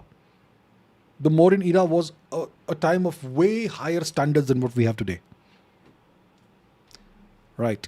So yeah, great question that you asked, sir. Very interesting. VS says India denied American agro and dairy products in the Indian market.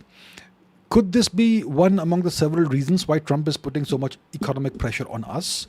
Is Trump ensuring that he gets his job done through the madman theory?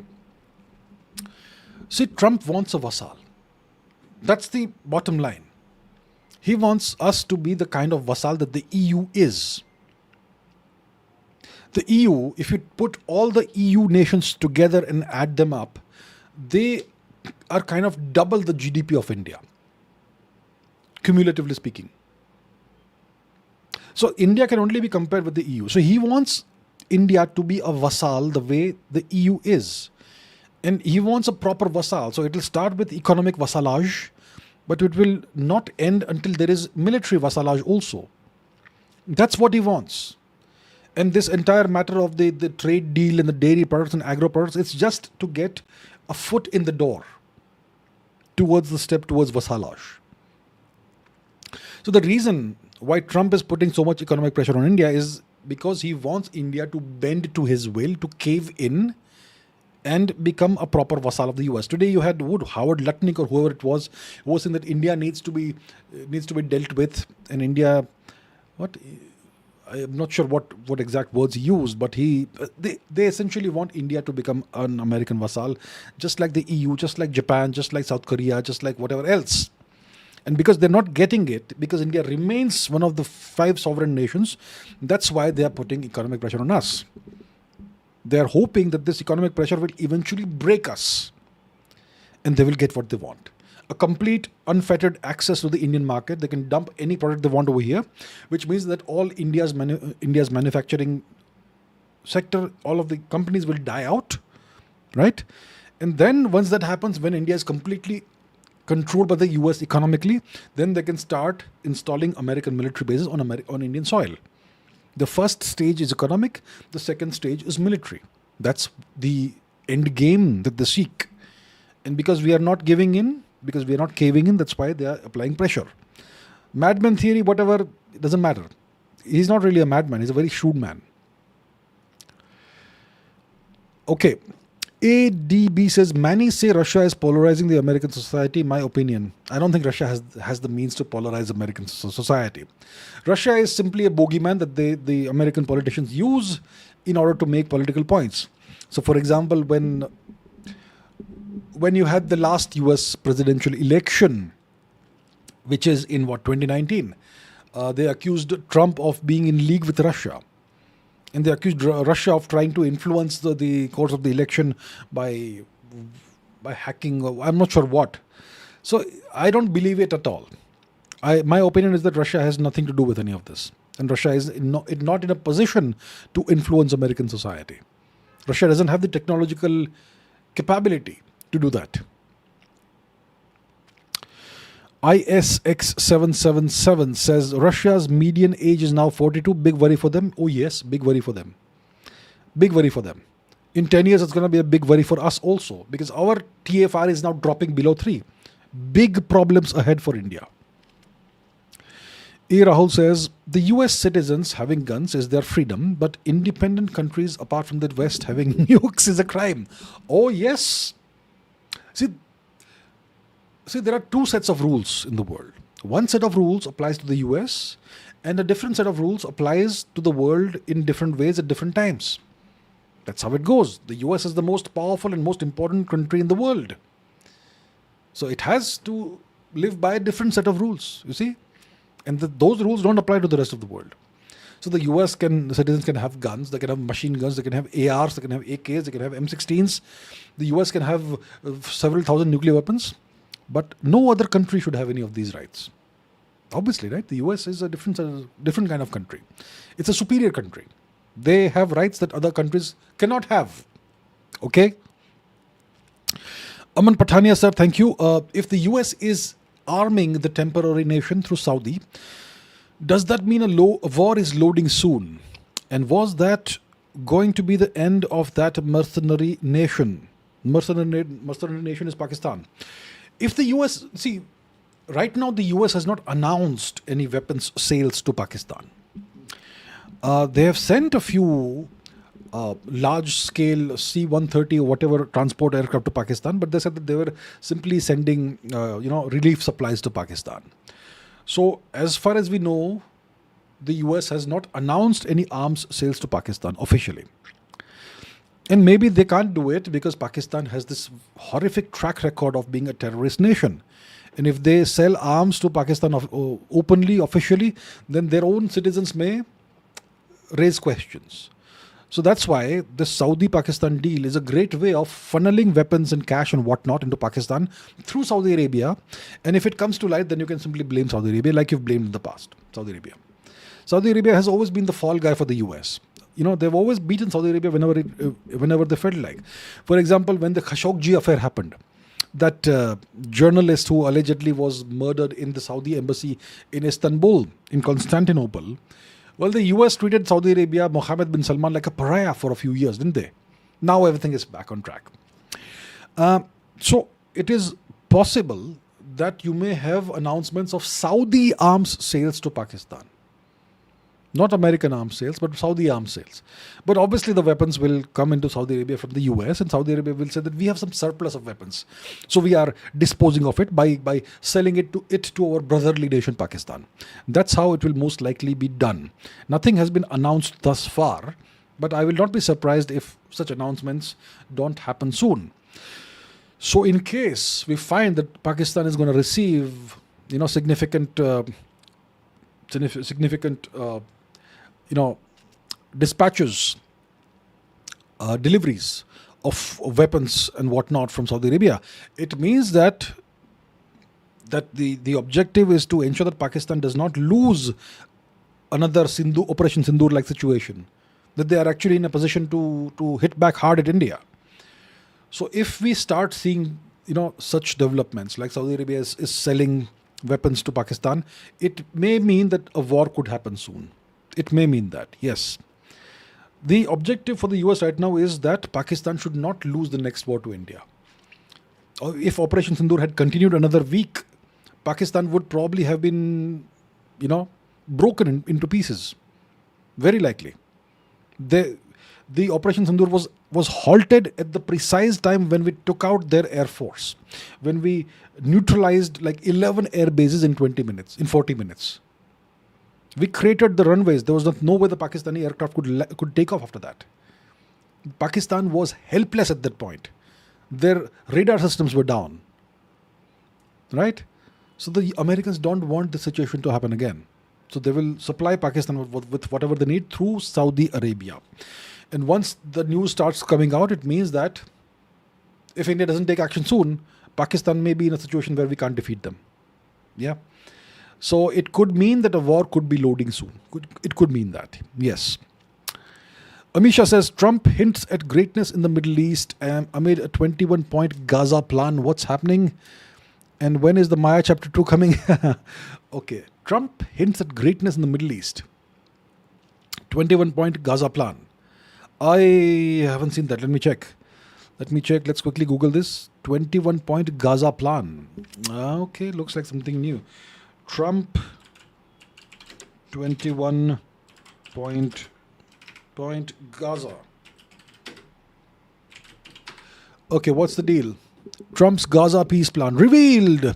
American 21-point plan for ending Gaza war. Let's take a look at this. What is this all about? We are opening the Times of Israel.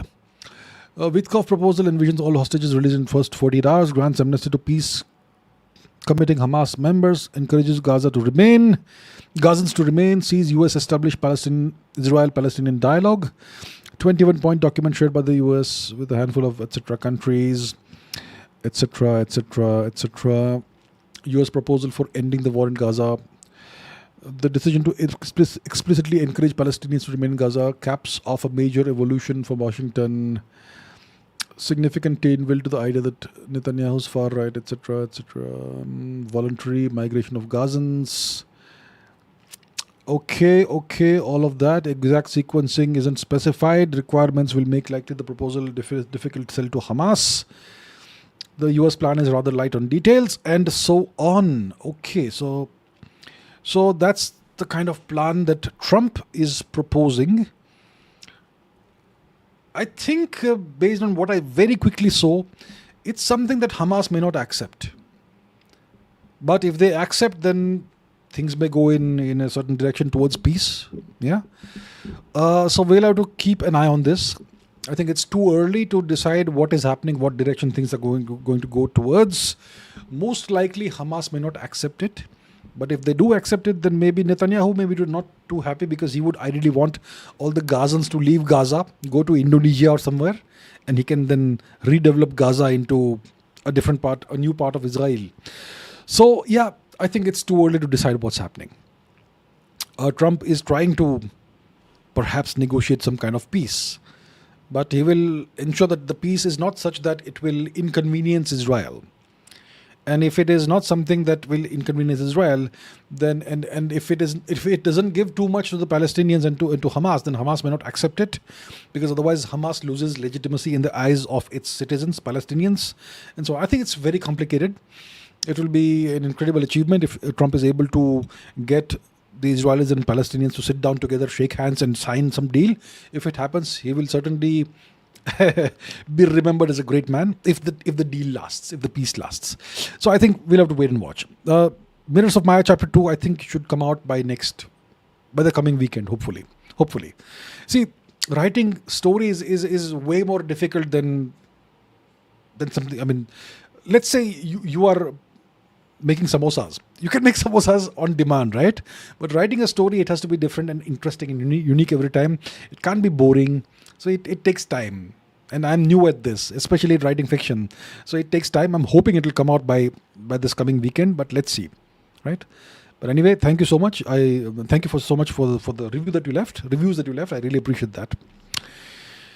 Rohit Singh says, big fan of your work, sir. Thank you so much, sir. Rohit ji, thank you. Why are there so many videos on X of Americans fighting, looting or shouting while getting arrested? Is it normal? So a few months ago, I was at an event, a private event, where you had some members of the EU Parliament. Okay? And after a few drinks, they talk better. I mean, they talk more openly. So we were discussing all kinds of things. And I said that, the way I see it, I've been in the EU, I've been in the US, I've traveled, I've lived in various parts of the world.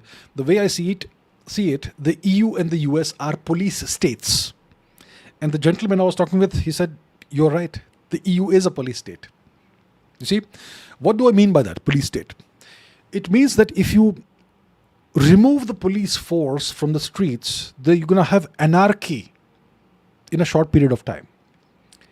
And it's not that much the case in the EU as compared to the US. The ultimate police state is the United States. Go to New York City, go to Times Square, look around. You will see tourists. Majority of the people you see there are tourists, okay? But you'll see locals and so on. But one thing you will notice is plenty of cops. Not just in Times Square. Go around New York, travel. Walk around, go by taxi, whatever. Go to Manhattan, go to the Bronx, go to Harlem, go wherever. Go to New Jersey if you wish, down south. What you will see is cops everywhere. Cop cars patrolling the streets all the time. Cops everywhere, very ostentatiously displaying their weapons and so on. The moment you take away the cops, hypothetically, if you do a hypothetical thought experiment, remove the cops, flip a switch and the cops disappear for 1 hour. If the cops disappear for 1 hour, there's going to be looting and rioting on the streets of New York.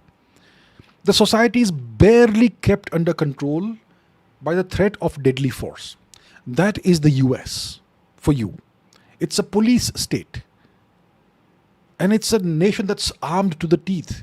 It's a very violent nation. To understand why they are so violent, you have to understand America. You have to understand America. You have to understand their history. You have to understand their origins. You have to understand Jamestown.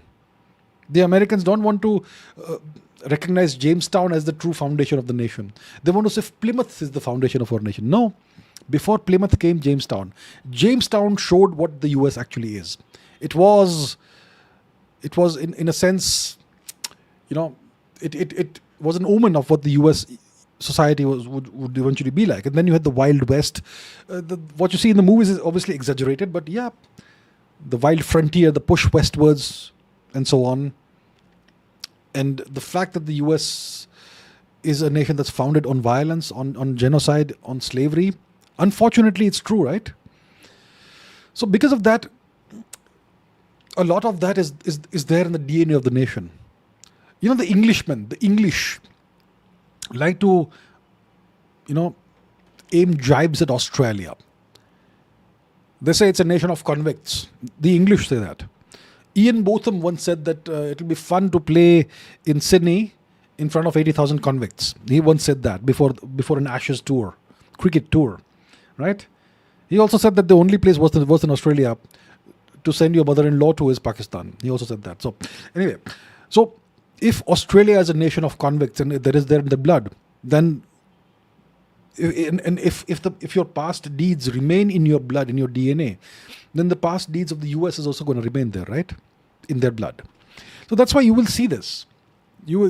So it's not surprising to me at all that you see so many videos on social media of Americans fighting, looting, shooting, shouting, God knows what else, getting arrested all the time. It's it's not like it happens all the time everywhere in the US, but it's more commonplace than in other countries. All right. Abhishek Srivastav says, "What is the max earthquake we can have?" Well, the greatest, most powerful earthquake that has ever been recorded was what, 9.6, 9.7, 9 point, was it 10 plus on the Richter scale? Look, the Andaman earthquake was one of the top three, I believe. The 2004 Andaman earthquake. It was 9 point, I don't know, close to 10 on the Richter scale. I suppose around 10 is the maximum you can have. Beyond that, it's just like explosions. Let's Google this, right? I don't remember exactly. Top 10 earthquakes in the world by magnitude. Okay, let's Google this. Let's see. So you had a 9.5 in Chile, 1960. 9.2 in Alaska, 1964. 9.1 is the Sumatra Andaman earthquake, 2004. The 9.1 was a Tohoku earthquake, unfortunate event in Japan. Sumatra was even worse, obviously. Then you had 52 Kamchatka. So 9.5 seems to be the most powerful earthquake ever recorded. It doesn't necessarily mean that it's the most powerful earthquake that ever happened. It's the most powerful ever recorded. You have undersea earthquakes that nobody records, by the way. Especially in zones that are sparsely inhabited and so on. And see, for example, when you had the explosion of Krakatoa, the Krakatoa volcano in Indonesia in the 18th, 19th century, whenever, that sound was heard across the world. That would have caused an earthquake that is beyond something you can imagine. Then you had the explosion of the Tambora volcano in the same region, in Java, Sumatra, wherever, Indonesia. That also would have caused very powerful earthquakes. Then you had, we discussed Toba earlier, right? A super volcano eruption that caused a volcanic winter that lasted a decade, no sunlight for a decade roughly. When that volcano went off, assuming it was one explosion, initial explosion, it would have caused cataclysmic damage. Well, the entire planet's crust would have rung like a bell. And when the Chicxulub impact event happened 66 million years ago, it caused the extinction of the non-avian dinosaurs. The Chicxulub impact event, it caused supersonic tsunamis, which were like 2 kilometers high. So imagine the earthquakes. That would have been like, God knows what, 15 on the earthquake Richter scale, 20, I don't know. So it depends. If you're just talking about natural earthquakes caused by tectonic activity, I think 10 is around the maximum you could potentially have. But if you talk about volcanic events, which are also tectonic events, of course, but not quite tectonic. That's not quite tectonic, right? There is an element of tectonism in that, but yeah, so if you have volcanic events, it may go higher than that on the Richter scale. And impact events, well, that's a whole different scale. Right. Adi Ayu says, why do you refrain from talking about Jews? Are you talking about the Jews? Oh, no. Oh, are you the person who asked the question about noses? Why do I refrain from talking about Jews? I spoke about the Jews. I spoke about the Cyprus issue. I spoke about Israel. Are you trying to say that I refrain to talk about the Jews? I am equally diplomatic when I talk about everybody. Whether I talk about whatever religion, there are certain religions I don't talk about because I'm not an expert in that. Judaism is, once again, one of the religions that I'm not an expert in. I do talk about Israel. I do talk about Palestine. We just took a question about Gaza. So I don't have a policy that I refrain to talk about the Jews. There are things that I haven't studied. There are people who say that, the Jews control the world. Well, I haven't studied that. There are people who say that the Jews control the US economy or the US or whatever. Listen, I haven't studied all of that. So if I have not studied that, if I have not read books, there are people who talk about Khazaria or whatever. Not sure what that is, but apparently it's the original homeland of Jewish people. or something like that. I haven't studied everything in the world, and whatever I haven't studied, I don't speak about it. It's a very clear policy that I have. I do speak about Israel. I have spoken about the fact that Indian Jews who got converted, who converted to Judaism and went to live in Israel, they were treated like second-class citizens. You can see the videos on my channel. So it's not like I refrain from talking about them, but I only speak about what I know and what I understand to a certain extent, to a good extent. Whatever I'm not clear about, I don't speak about it. It's a very clear thing. You can also say that I don't speak about Islam. Of course I don't speak about Islam. I don't know anything about Islam. It's not something I'm any kind of an expert in. So that's the kind of policy I have. I think it's a logical policy. Speak about what you understand. Stay out of things you don't understand and you've not studied. That's how ideally everybody should live their life. Sumit says, digital ID to be in the UK. Why West is control freak? The UK is going down the road of Nazi Germany. The Third Reich. Digital ID. Everybody will be controlled 24/7. Yes. Everybody will have a social credit score now. And if you're naughty, they will not get access to whatever. Yes, the UK is going down the road of Nazi Germany and the Il Dolce, Shri Mussolini, and the Chinese Communist Party. Fantastic.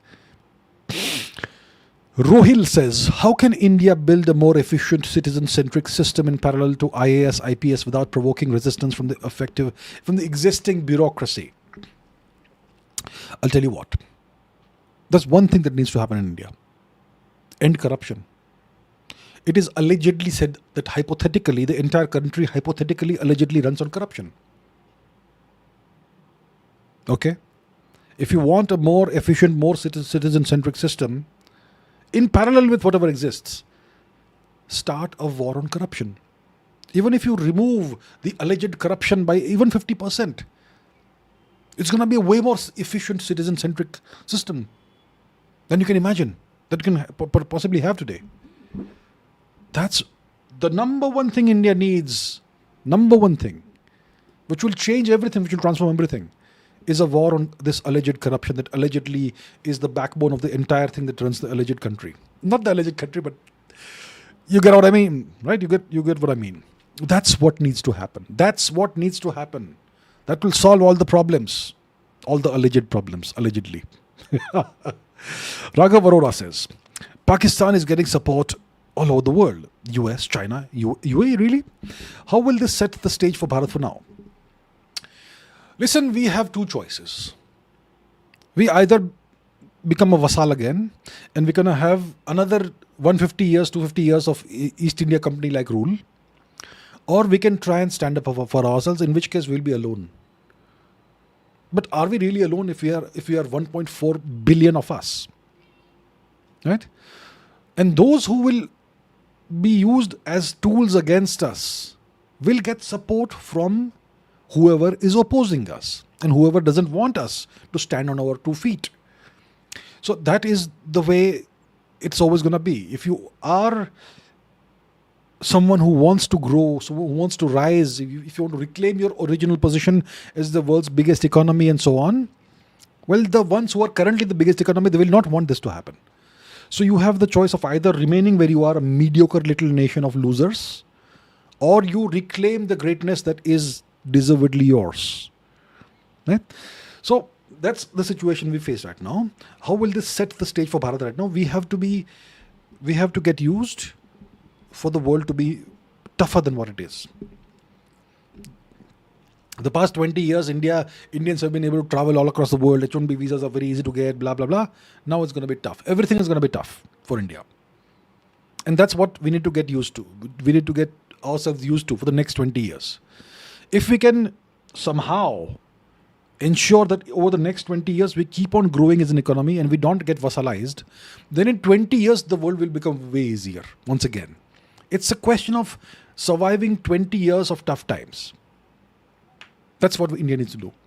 Because if we continue growing our economy at 6.5%, even 6.5% per year for 20 years, we're going to be a whole different beast in 20 years and the world will not be able to push us around the way they do right now.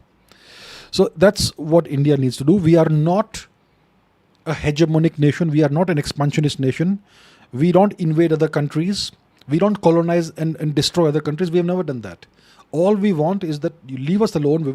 We will have good relations with everybody who wants to work with us. And we just want to do what we can, the best we can for ourselves. That's it. It doesn't have to come at anybody else's cost. Right. GGGSSS says, I discovered you from the Beer Biceps podcast. Okay.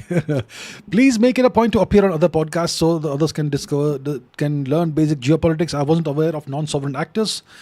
Most people don't even realize. Well, these concepts that I speak about are actually pretty simple once you understand them. And then you think, why on earth does no one discuss this? But no one does. Because the simplest and most common sense things are the hardest to discover. Once you understand the concept, it becomes like it's common sense. But that's the reason why they say that common sense is not that common. So I'm glad that, I've been able to impart some of this understanding to whoever seeks it. I will be very happy to keep on doing this. I'll be happy to appear on other people's podcasts. I'm very happy to. I don't care if it's a big channel, small channel. You will see me appearing on small, so-called small channels podcasts also.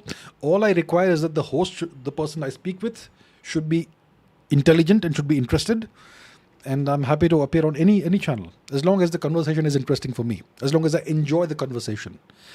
So yeah, I'm happy to do that. Absolutely, always. Adi Ayu says, some people in chat say that Hindi is invaders' language. These language wars need to end. Enough of this. Enough. Why are we fighting about language? There are thousands of languages in India. Let it be whatever it is. Yeah, Hindi. See, most of the Indian languages today have these words that have come in from outside. Hindi, if you look at the origin of Hindi, Urdu, it's the same language actually, Some people call it Hindi, some people call it Urdu. And this language has a lot of loan words from Arabic, Persian and Turkic languages. It is a consequence of history. But the vocabulary, the main vocabulary is still Sanskrit derived, and the grammar is 100% Sanskrit derived. So it's not really an invader's language. It is, you could say, tainted with some of the elements of the invaders' languages, which we can choose to remove, which we can choose to not use. मैं इंतजार नहीं करूंगा, मैं प्रतीक्षा करूंगा. Right? There you go. It's no longer an invader's language. Right? Don't do intizar, do pratiksha. And so on. There's so many words that way that can be replaced by better words, more civilized words. No disrespect intended to foreign languages. I'm just saying that we consider ourselves more civilized. That's why we invented the word Arya, right? So, and if you say that because Hindi is a Indo-Aryan language, North Indian language, that's why it's invaders' language. Well, that's utter nonsense. You see, this Aryan invasion theory, it's one of the banes of India. It's complete lies, but it has divided India into two camps.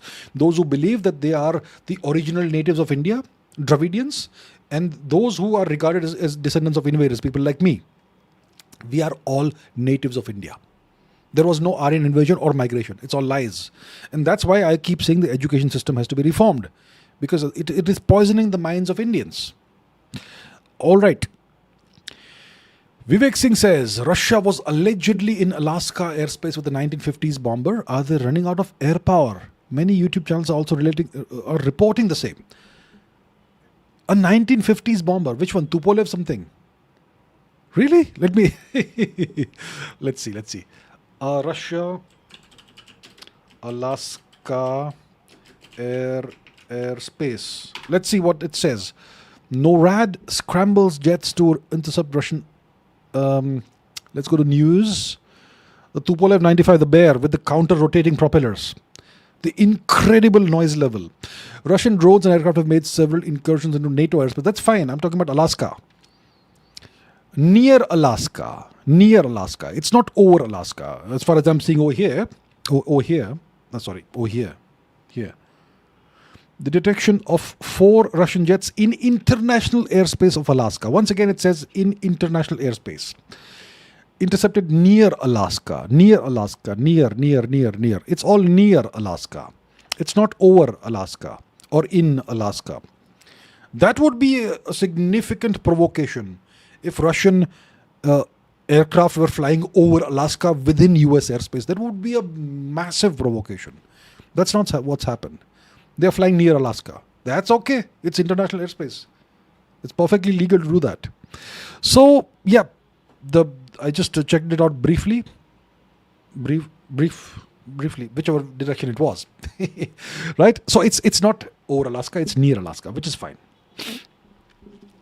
Prashant says, why is Trump mad at the UN due to stance on Israel? What happened? Trump, did he give a mad speech at the UN? Did he? Let's see. Let us see. Trump speech UN, did he? Trump speech UN. Let's see. Okay, he has 5 days ago. Okay, I haven't seen his speech, man. I don't really pay attention to his words. I only look at his actions. Trump's speech sparks European anxiety and so on. News, what's it say? Trump's UN speech, US wants other countries to join crackdown on asylum claims. Okay, it doesn't say anything about his mad speech over here. Looks like he did give some kind of speech 5 or so days ago, but I don't know. So I haven't seen his speech. I didn't take the time to listen to his speech. I don't care about people's speeches. I just look at their actions. So I don't know. I'm sorry. I don't know. B. Mandav says, flower engine CV made by Ahiravata. Please check. Okay. Happy to check again. Let's see. Okay. Flower engine CV. Ahiravata. What is this? Ahiravata flower engine, known as the constant velocity. Constant velocity engine or CV motion is a novel internal combustion engine designed by Ahiravata Motor Corporation that eliminates the traditional crankshaft. It uses a power shaft and rod rack assembly and a component called a flower to convert piston motion into rotary motion, resulting in more continuous torque, significantly better fuel efficiency, more than 50%, and a greater than 70% reduction in exhaust emissions compared to traditional engines. This innovative, lighter and more compact engine is being developed for various applications, from automotive to industrial. And this video shows how it works. A Hiravata hybrid and hydrogen engine, multi-fuel engine. Well, if what this summary claims is true, then there should be a revolutionary engine that should revolutionize internal combustion engines. And if that is the case, well, if they have any sense, they should make billions of dollars out of it. And it's an Indian company. They should displace all the other engines in the world if they are really as good as what this summary claims. Fantastic. I'll look deeper into it. And thank you so much for pointing out exactly what this flower engine is. I'll check it out. If they really are as good as this summary claims, that should be a game changer. And the whole world should adopt this design, but they should license the design, right? They should patent it and they should license it, and they should make billions or trillions of dollars out of it. Why not? That's how it works. Okay, Godliness says, for 20 good years, Pakistan was in the Chinese camp, and still somehow Pakistan succeeded in protecting its rare earths from them. And now they're selling it to the US. Is China the biggest loser in this? Certainly, the loss of Pakistan is a big loss for China. And maybe the Chinese never thought about exploiting Pakistan's rare earths because they're exploiting Myanmar's rare earths. So yeah, you are right. From 2012 onwards until 2022, for a decade or so, Pakistan was firmly in China's camp. The two nations called themselves the Iron Brothers. Our brotherhood is iron, that sort of thing. And the Chinese never attempted to do, any kind of exploitation of Pakistan's rare earths reserves. Clearly, they did not do that. They did not even attempt it. So why is that so? Were the Chinese not aware that Pakistan has some reserves of rare earths? Or were the Chinese so happy with what they're taking from Myanmar? I'm not sure. Is it a lost opportunity, missed opportunity? Potentially. Were the Chinese not aware of it? The Chinese usually are aware of things. They're pretty good at these things. So surprising. Or maybe the Pakistani rare earth sector isn't as good as people think it is. I don't think it's it's super rich in rare earths. I don't know.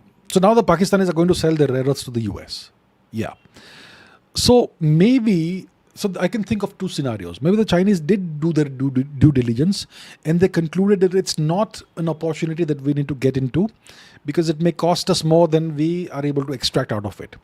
Cost benefit analysis. Maybe it costs us too much, and what we get out of it isn't worth the cost, perhaps. So that's one scenario. Maybe the Chinese were aware and they didn't care. They didn't want to leverage this, exploit the opportunity. And secondly, maybe the Chinese were not aware of it and they may have realized now that they lost a big opportunity. I think it's more likely that the Chinese were aware and they made the conscious decision not to exploit Pakistan's rare earth reserves. That makes more sense to me.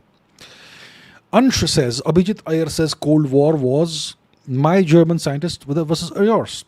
What made German scientists so much better than other developed countries? Well, if you have seen, in case you've been a long time viewer of this channel, you will see that in 2021, I spoke about Operation Paperclip, how the German V1 and V2 rockets were acquired by the US along with the scientists who developed these rockets. And not just the rocket scientists, all kinds of other engineers and scientists were taken out of Germany, out of Nazi Germany, and shipped to the US, essentially as prisoners. And those who cooperated were given freedoms and they eventually became US citizens. The US space program was developed by Werner von Braun, who was a Nazi rocket scientist. Brilliant engineer. But he worked for Nazi Germany. He worked for Adolf Hitler.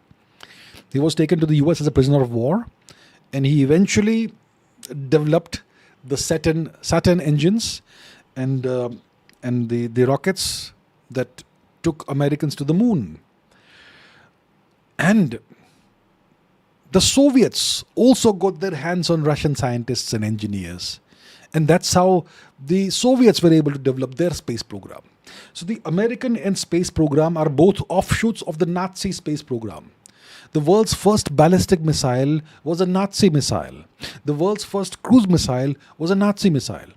The world's first jet engine was Nazi. The world's first flying wing design, like the stealth bomber, was the Horten brothers' design from Nazi Germany.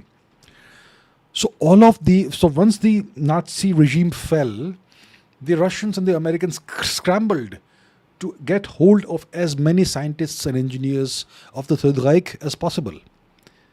And that's how these two nations took off technologically. What made German scientists so much better than other developed countries?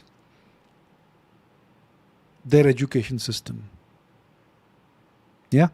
Do you wonder why I keep on harping about the education system, how we need to reform the education system? Why do I keep saying that? Here's the example for you. Why were the German scientists and engineers so much better? Why did they come up with quantum mechanics? How did Max Planck make the breakthrough? How did Albert Einstein do everything he did? How did Werner Heisenberg come up with the uncertainty principle? How did Schrödinger come up with the differential equation, the Schrödinger equation? That's just quantum mechanics. How did German engineers and scientists develop all this technology, best in its class technology, decades ahead of every other country? Because of the excellence of the German education system. That is why I keep on saying that India needs to reform the education system. That's the kind of difference it makes. Arpit Kumar says, you have said in the past that Pakistan doesn't have its own nuclear weapons. Then why? What is that information you have? I don't have any hard information. It is an educated guess. Every time I say that I don't believe Pakistan has its own nuclear weapons, I also said that I don't have any evidence to back it up. Right? But look at the logical chain. Does Pakistan have the kind of education system that can throw up high quality scientists and engineers? Did Pakistan have any tradition of high quality research? We had scientists like Homi Bhabha from the 1940s, 50s, 60s. We had high quality nuclear scientists all the way, which is why we have our own indigenous nuclear program, civilian as well as military, right? It makes sense because you can see the entire, you can see the cause and effect chain coming that goes back all the way to the 1940s and 50s. So in India, it makes sense that India was able to develop its own nuclear weapons program. Pakistan, what did they have? They had nothing. They had no scientists. They had no program. They have no tradition of scientific excellence or engineering excellence, nothing. And suddenly, somehow they develop nuclear weapons. How does it make sense? That's why I keep saying that I don't believe that Pakistan has ever developed nuclear weapons. The nuclear warheads that they may have are most likely American nuclear warheads on loan. Ganapati says, you say that India is one of the few sovereign states, then but when and how did India become actually sovereign? We know it's not 1947 due to Gandhi. Real year, date, how did India become sovereign? How did India become sovereign? See, good question. Actually, very good question. And I'm going to have to think on the spot because I've not thought about this. When did India actually become sovereign? Right? At what point has India actually become sovereign? How sovereign was India, for example, in 1962? 1962, we had a war with China, right? The Chinese invaded our territory. How sovereign was India at the time? I think India was 100% sovereign at the time. India was mentally colonized. India was messed up because of the Nehruvian policies. But India was sovereign in 1962. How do we know India was sovereign? Because no one came to India's assistance. If India was someone's vassal, that was the master would have come to India's assistance because India would be valuable to them. Right? So India was clearly sovereign in 1962. In 1971, we were, you could say, allied or aligned with the USSR. And Pakistan was an American vassal. And we were on the point of breaking Pakistan, which is why the Americans and British sent aircraft carrier strike forces, strike groups to the Bay of Bengal. And the Soviets, they sent a nuclear submarine fleet to the Bay of Bengal. And there was a stalemate there, which is why we were able to break Pakistan and give freedom to East Pakistan, which became Bangladesh, which is now again East Pakistan. So in 71 also, we were aligned with the USSR, but we were not a vassal of the USSR. In 1991, USSR breaks up. We are kind of lost because we no longer have this big ally. And it is possible that sometime in the 2000s, we may have been for some time a vassal of the US, possibly. To some extent, or maybe the beginnings of vassalhood. But 2014 onwards, once again, we are very sovereign. So it looks like 1962, we were definitely 100% sovereign. We were not beholden to anyone, despite the Nehruvian policy and whatnot, and his great love for the Anglos and whatnot. We were still not a vassal state of anyone. How about 1948, India-Pakistan war? The West supported Pakistan. Nehru also took the whole matter to the UN.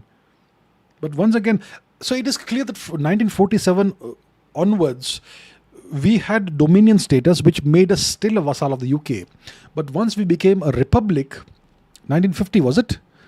From then onwards, we were actually sovereign. Very interesting, very interesting. This is a very interesting question that you asked, Ganpati sir. I'll have to think about this more clearly, but it's clear, 62, we are definitely sovereign. 1948, the British were on the side of the Pakistanis.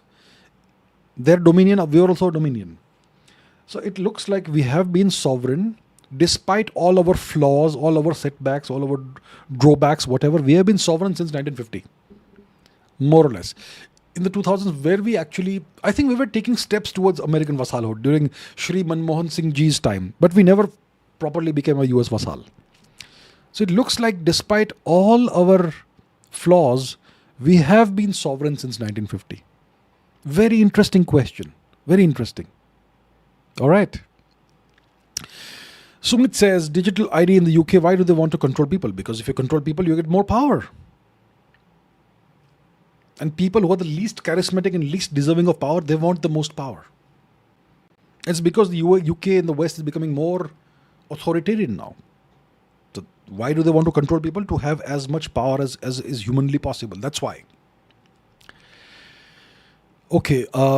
Joy K. Joe says, I also meant Israel is buying land and real estate in Cyprus. Cyprus is a fantastic case study. Okay, I'll tell you why. You can buy land and real estate in Cyprus.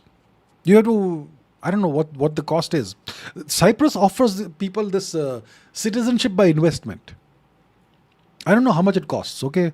Maybe a couple of $1 million or something. So if you have a couple of $1 million lying around, which you don't really need, you can use that to buy some land and real estate or whatever in Cyprus. And then I suppose in a few weeks or months, you will get a passport. So Cyprus allows this. Cyprus allows people who belong to other countries to buy land and real estate, and you get dual citizenship then. If your country, India, doesn't allow dual citizenship, then you have to give up your Indian passport. But if you belong to a nation that allows dual citizenship, then you can have an additional passport, a Cypriot passport. So I think this is perfectly legal. And if Israeli people are buying land in Cyprus, I think it is perfectly legal once again. Of course, it could potentially mean that Israel is trying to gain more influence in Cyprus, but if it's legally allowed, then I don't see why it should be an issue. So yeah, I haven't looked into this. So Israel is buying, is the government of Israel buying land and real estate, or are individual private Israeli citizens buying land, which is a different story. I can assure you there are Indians also who have bought land in Cyprus, okay? I'll tell you that. So, right, okay.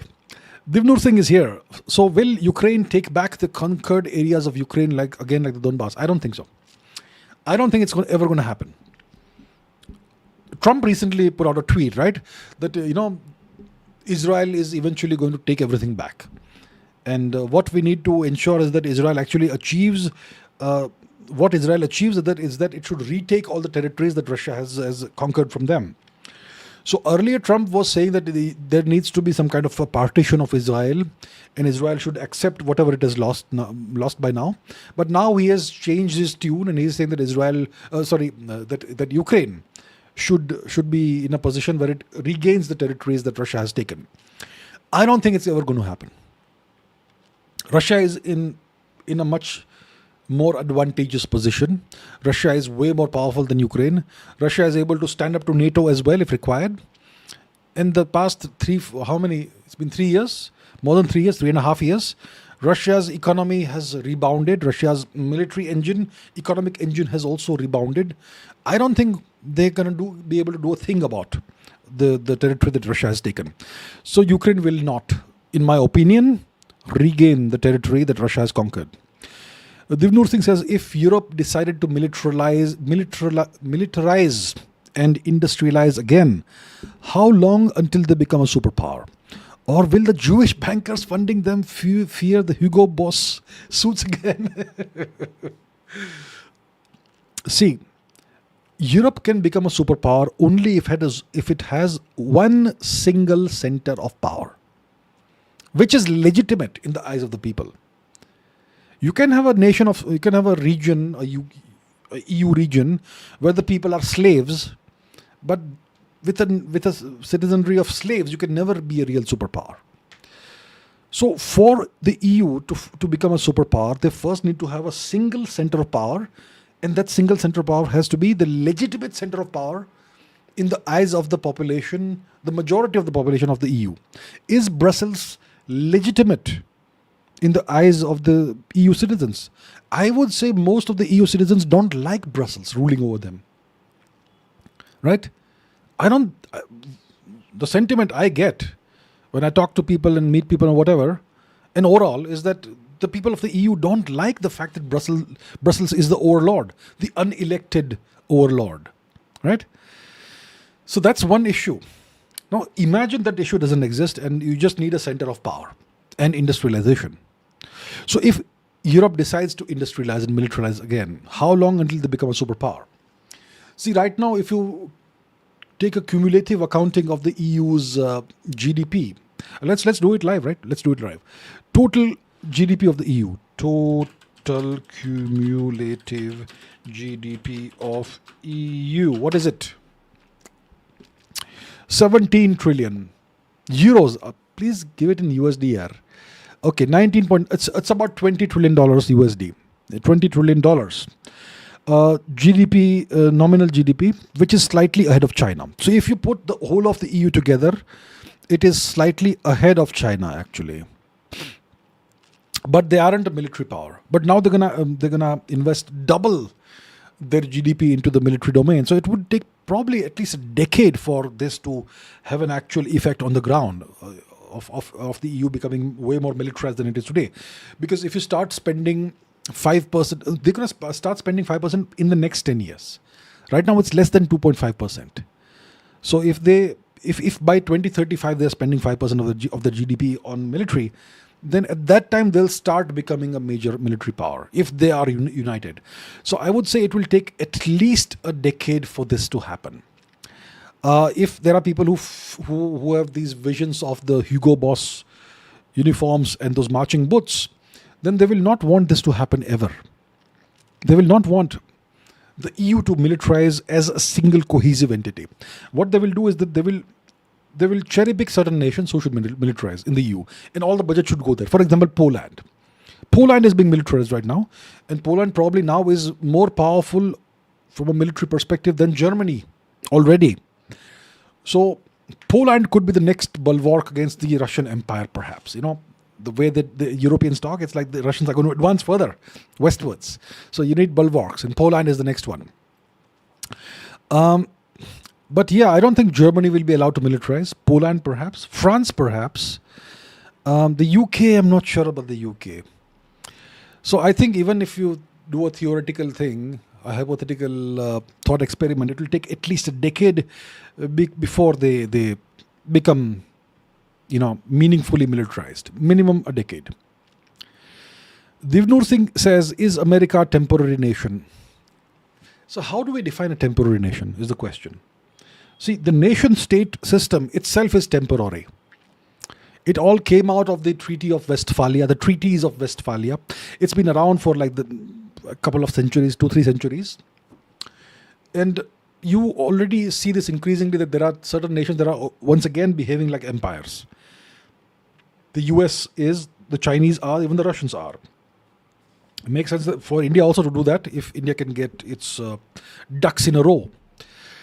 Now, but the difference between nations like India, China, Russia, Germany, France, and the US and Canada, the difference is that the US and Canada are artificial nations.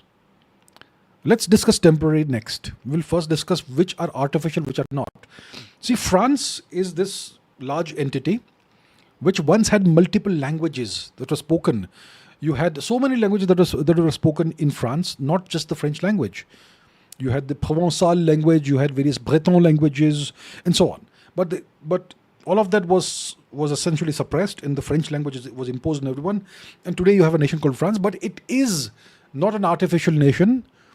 It is a grouping of people who always kind of lived there together for centuries. It's not artificial. Germany is kind of artificial. It was never a nation until 1871. But the people, they always lived there. Their ancestors lived there for centuries.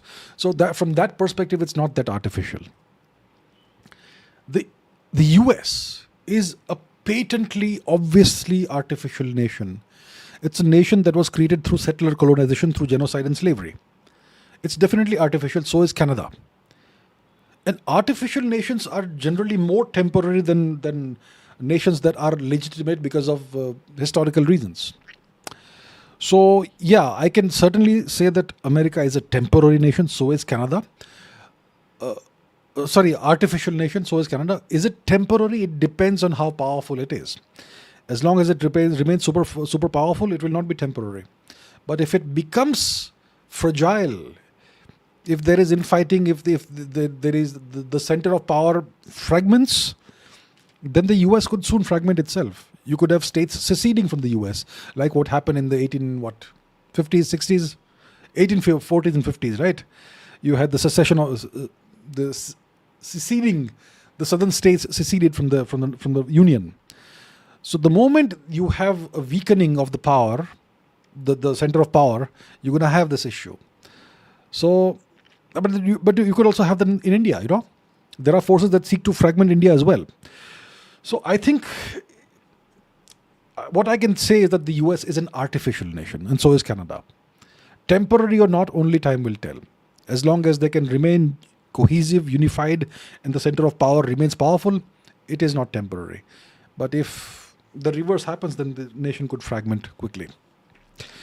Divnur Singh says, I brought receipts today. Mr. Nathan Rothschild shorted UK bonds by knowing about Napoleon's defeat before the crown. Same thing happened in the First World War. How? Okay. Let me Google this, because I'm telling you honestly, I haven't studied the Rothschilds and so on. So let me Google this. Nathan Rothschild. Nathan Rothschild. Nathn. Okay, so who was Monsieur Nathan Rothschild? He was a British-German banker and businessman. Okay. And he was born in 1777, died in 1836 at the age of 58. And what are his great achievements? Let's see. Moved to England, gold security, Napoleonic Wars.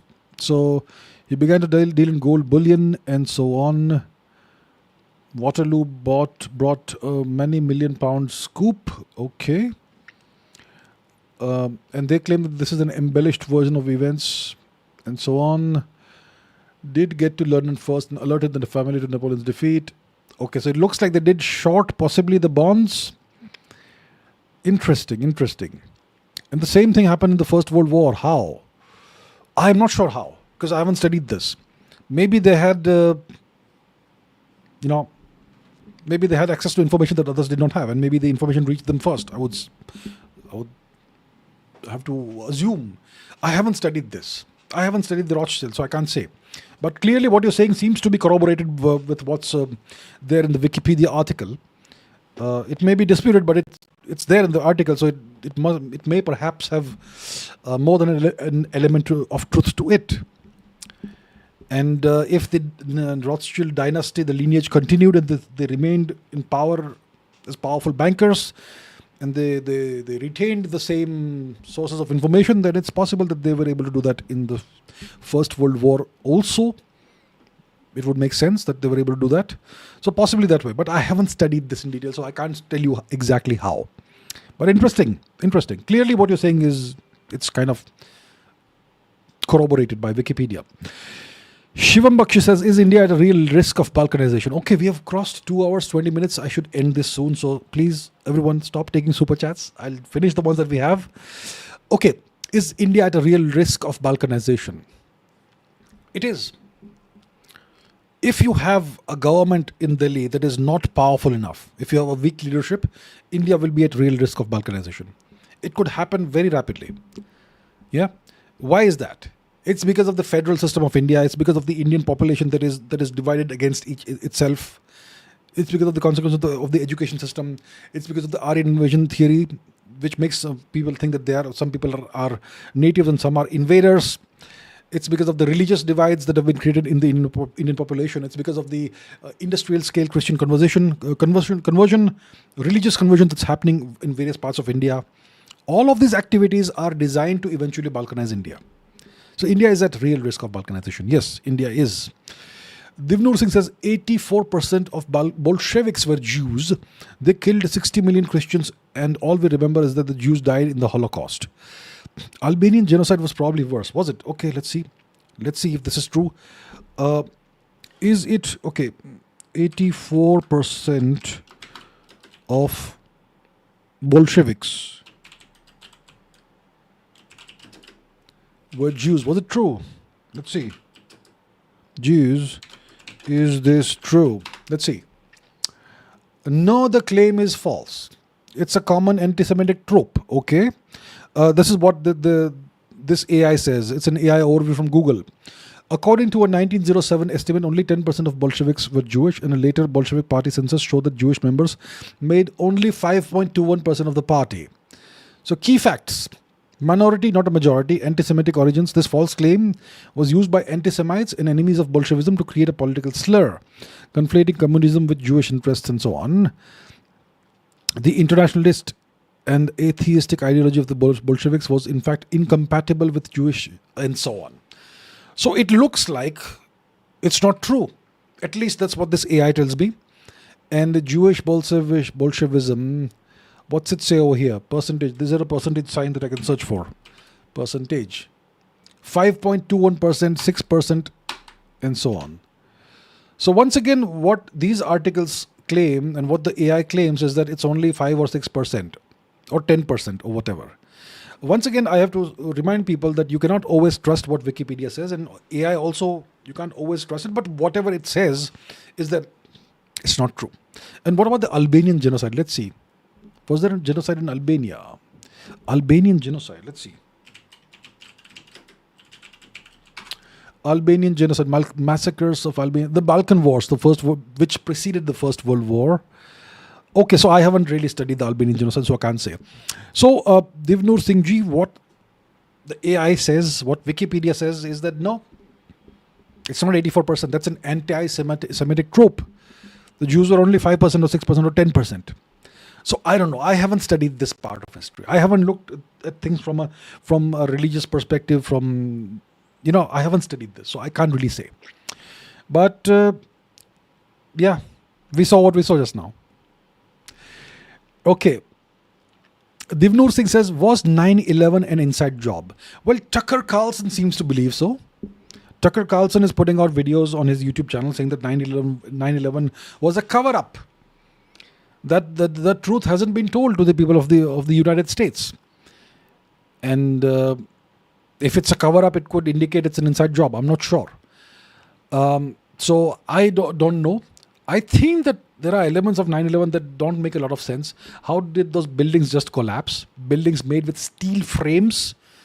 I remember Donald Trump came on TV that day on 9/11 and he said that it's not possible for these buildings to collapse because he had seen these buildings being constructed.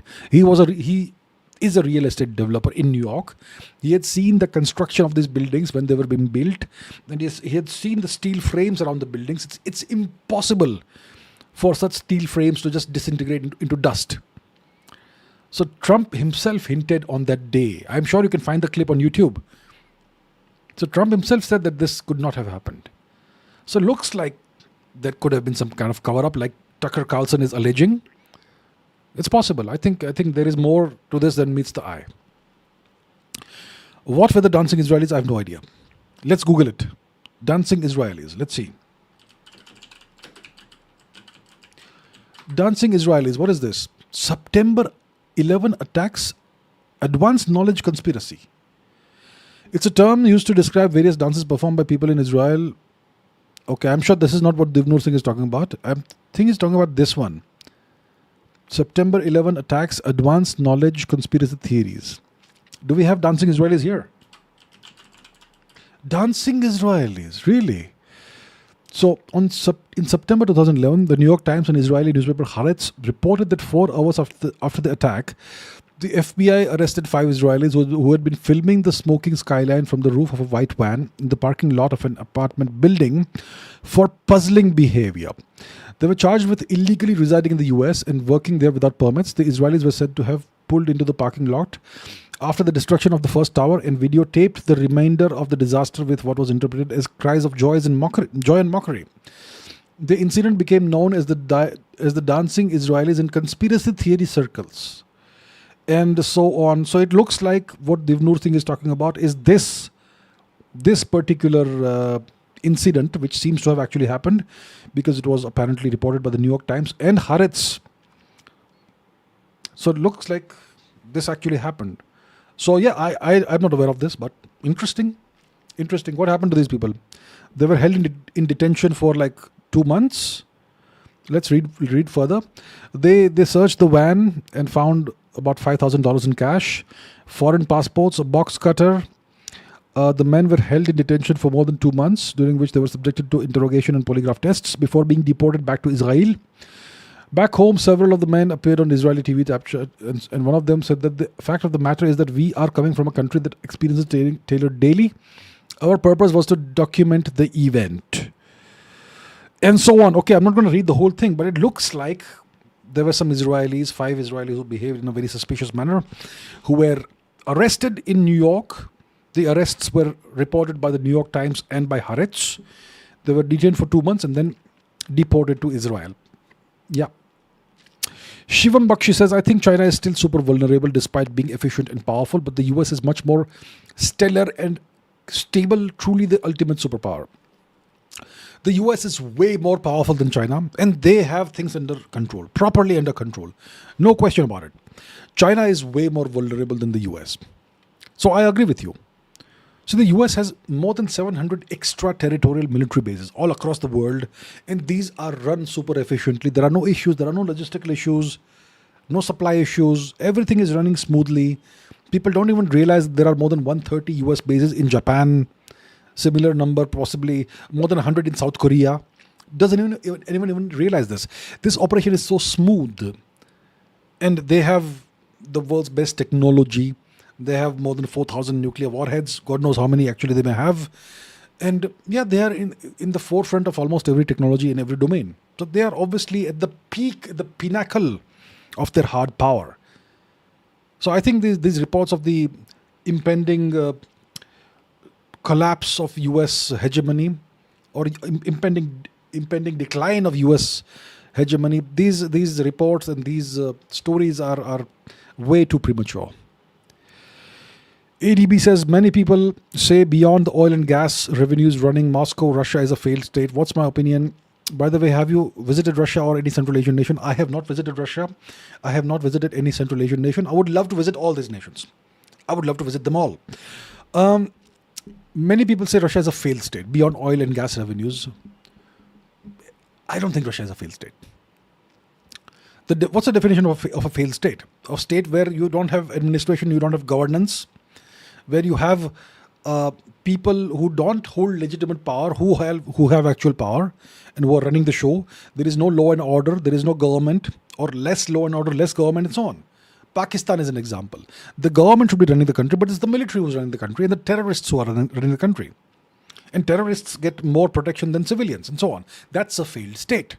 Is Russia like that? Absolutely not. I don't think so. I wouldn't agree with that. Divnur Singh says, will we eventually inherit a destroyed world after the rule of the US empire? US Samson equivalent would destroy everything while going down. Yeah. You make a fair point here. The Israelis have something called the Samson option, and it was possibly leaked out a few months ago. And it had a list of various world capitals. Okay. So the Israeli Samson option is well known, that if Israel goes down, it will take out all of its neighbors before it goes down.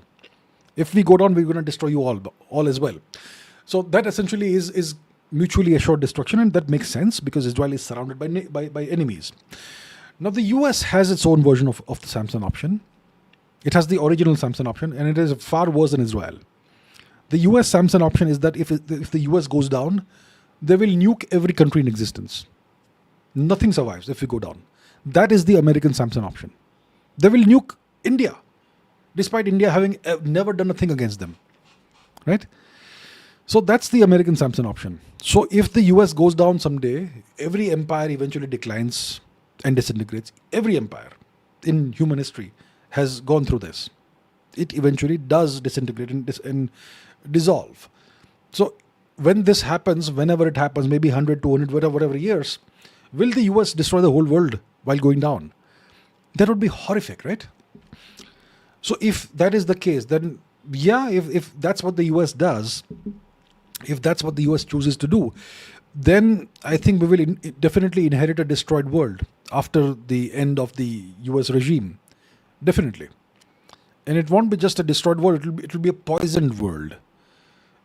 If they launch a global nuclear attack, then you're going to have a nuclear winter that lasts a decade, which means that 90% plus of the human population will die out.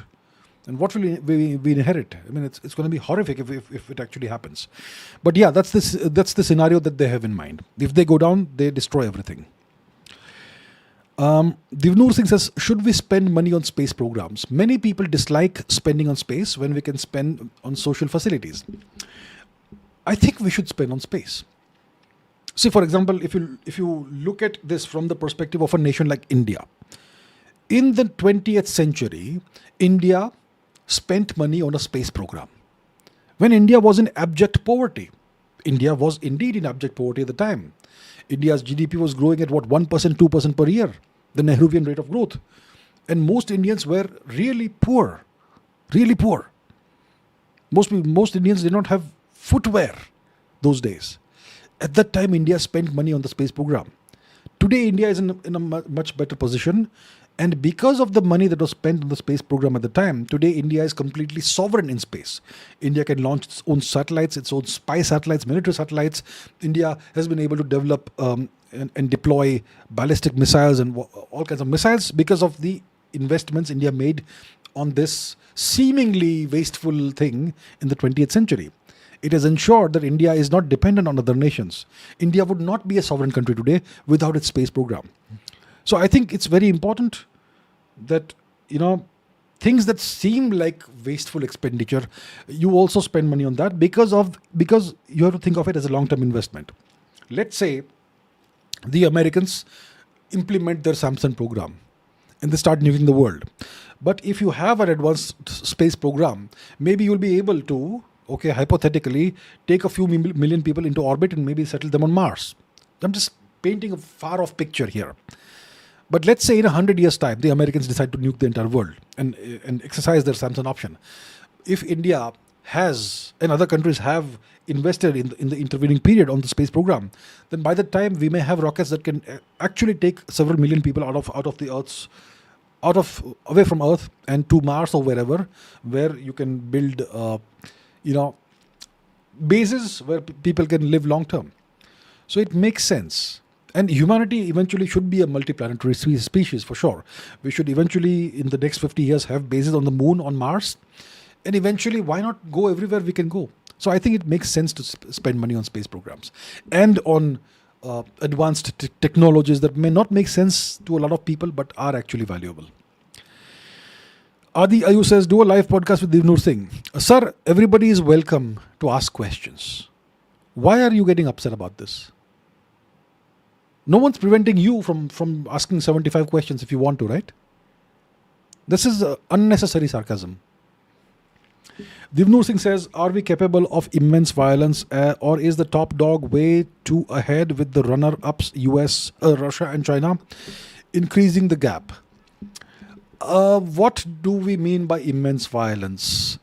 Is India capable of immense? It depends on, I'm not sure what our capabilities are. From my perspective, what is immense violence? Immense violence is a function of the number of missiles you have, for example. So if we have 100 missiles, we can do a certain quantum of violence. If your unit of violence is the explosive output, that is the end stage of missile impact, if that's the quantum of violence, then if you have 100 missiles, then your quantum of violence is 100x that. But if you have 10,000 missiles, then you are capable of reasonably immense violence. If you have 100,000 missiles of different kinds, you certainly are capable of immense violence. Add nukes to that, well. I think India will... we have no idea how many missiles India has stockpiled. I have been saying this consistently. India needs to have a stockpile of tens of thousands of missiles of various kinds, including the BrahMos and including the Nirbhay and whatever else. The Shaurya and whatever. In case India has a stockpile of over 10,000 different kinds of missiles, at least 10,000, then you could reasonably say that India is capable of reasonably immense violence. And if you add the nuclear dimension to it, it's certainly immense violence. I'm sure China would have more. Russia, they have been producing as many missiles as they can, non-stop. So they will have possibly even more missiles than the US right now. Maybe not ballistic missiles, long ICBMs, but definitely medium range and the Kinjal type ballistic missiles and so on. Kinjal, you know what Kinjal means? It means khanjar. It's the Russian way of saying khanjar. It means dagger, the Kinjal missile. So I think India is capable of reasonably immense violence, but probably not at the scale of Russia or the US. Maybe China may be capable of more violence than India, but I think we are reasonably well off in terms of the capacity for immense violence. Divnur Singh says, do martial societies end up on top defeating more civilized nations? Oh yes, of course. If violence is your way of life as a society, you're going to defeat civilized nations. Which is why it's important for civilized nations to also have a class of society, a class of people whose profession is violence, but violence in service of society. You need to have a class of people whose lifestyle is the civilized application of violence, who are immensely talented in applying violence, but who control it and use it for the right reasons. Yeah. So yeah, otherwise martial societies, nomadic societies, etc., they will always end up defeating more civilized nations. That's what history teaches us. Rahul says, can you please show us the way in raising our standards by speaking in Hindi for 1 minute straight? How does speaking Hindi raise our standards? I am not capable of speaking Sanskrit because I am not that good at it. Otherwise, I would show you how to raise your standards by speaking in Sanskrit. I don't think Hindi is that high of a language that raises your standards if you speak it. I can certainly speak Hindi. I've done many podcasts in Hindi as well. My point is, how does speaking Hindi raise your standards? The only language that actually raises your standards is Sanskrit, not Hindi. Not even your mother tongue. The only high language, the only language of civilization which actually raises your standards is Sanskrit. But if you speak Hindi without the foreign words, it kind of does raise your standards, but it is something that's very difficult to do, which is why I typically prefer not to speak in Hindi, because I'm worried that some of those foreign words will intrude into my speech patterns. The reason why I prefer not to speak in Hindi is precisely this, because I don't want to honor foreign cultures and languages by using their words in my Hindi speech. And I've learned Hindi essentially as I went along. Hindi is not my mother tongue. I've learned Hindi in various parts of, some of it I've learned on the streets, by interacting with street vendors and whatnot. So the language I've learned isn't that pure. That's why I prefer not to speak it. So I don't think speaking Hindi, मुझे नहीं लगता कि हिंदी में बातचीत करने से, वार्तालाप करने से हमारे standards ऊपर आ जाएंगे. I don't think so. Nanda Kishore says, your thoughts on the Arattai app, Swadeshi. I think that everybody should adopt this app and try it out and use it. If it's good enough, switch to this app. I haven't done it yet, and I shall do it. Divnur Singh says, do you think the US, Russia, China are just putting up a show of a struggle and are secretly cooperating? See, among the biggest rivals, there is always some element of cooperation. When you are the top 3 rivals, you want to manage your rivalry. You don't want it to run out of control. For example, the US and China want a G2 kind of world, a bipolar world. The Chinese can have whatever nations and territories they can control as vassals, and the US wants to control the rest. And that's what they want to recreate, what they had in the 20th century, the USSR-US rivalry. That was again a G2 kind of situation. So the US doesn't want a G3, G4 kind of situation. They don't want multiple sovereign states. They just want the US and China to be sovereign, which is why they want to deal with India right now. India is problematic exactly for this reason, because India is standing up as a pole in its own right. And the US doesn't want this. Maybe the Chinese also don't want this. Maybe the Chinese want the Indians on their side. So there is an element of some kind of cooperation between the US and China for sure. Their rivalry is a managed rivalry. Russia, not quite so at this moment. Which is why Trump is very upset about Russia. And India is not that powerful, and India is still standing up, which is why the US is going all out after India. So there is certainly some element of cooperation, some element of managing the rivalry when it comes to the US and China. And the US would like to perhaps have a similar relationship with Russia as well, which is why you had this summit in Alaska. But it's not that managed right now. So the big rivalry which is kind of managed is the US-China relationship. Divnur Singh says Freemasons. I saw their office in Coronado, San Diego, NYC, even Bombay. Who are these? Do they control London? It's this shadowy organization, and they have offices and outlets or whatever, lodges, they call them lodges, pretty openly. You have lodges in Turkey, you have lodges, I'm not sure about China. India, you certainly have lodges, Freemason lodges. I'm not sure who these people are. Once again, another shadowy world that I have not really studied. But if you want to see, let's see, the Indian Freemasons, let's see. Indian free. So there is this thing called the Grand Lodge of India. Okay, it's the main governing body of Freemasonry within India. It was constituted in 1961 and blah blah blah blah blah. So there are some of their great luminaries, I suppose. What are their aims, objectives? I'm not really sure what these are. If you look at the Grand Lodge of India, the Grand Lodge of the Freemasons of India, let's take a look at it. Should be pretty interesting. Let's get great. What? Excuse me. What is this? So apparently, Shri Swami Vivekananda Ji was a Freemason. Who else did we have as Freemasons? This guy looks like Salman Rushdie. Okay. That's okay. Let's see if they have something about the history of Freemasonry in India. Contact about us, Freemasonry, Grandmaster, past Grandmasters. What is Freemasonry? What is it? Do they have an explanation of what it is? World's oldest secular fraternal societies. Long story here. I'm not sure. Grand honors. Their projects. What is this pop-up? It's some kind of presentation. So you have Swami Vivekananda, which is interesting. You have Shri Ratan Tata Ji. J.R.D. Tata Ji. J.R.D. Tata was a Freemason. Who else did we have? Pandit Motilal Nehru was a Freemason. Fascinating. And once again, Swami Vivekananda. So interesting. It looks like some kind of secret society that is not that secretive, which likes to flaunt the great people they've had, and they have offices openly.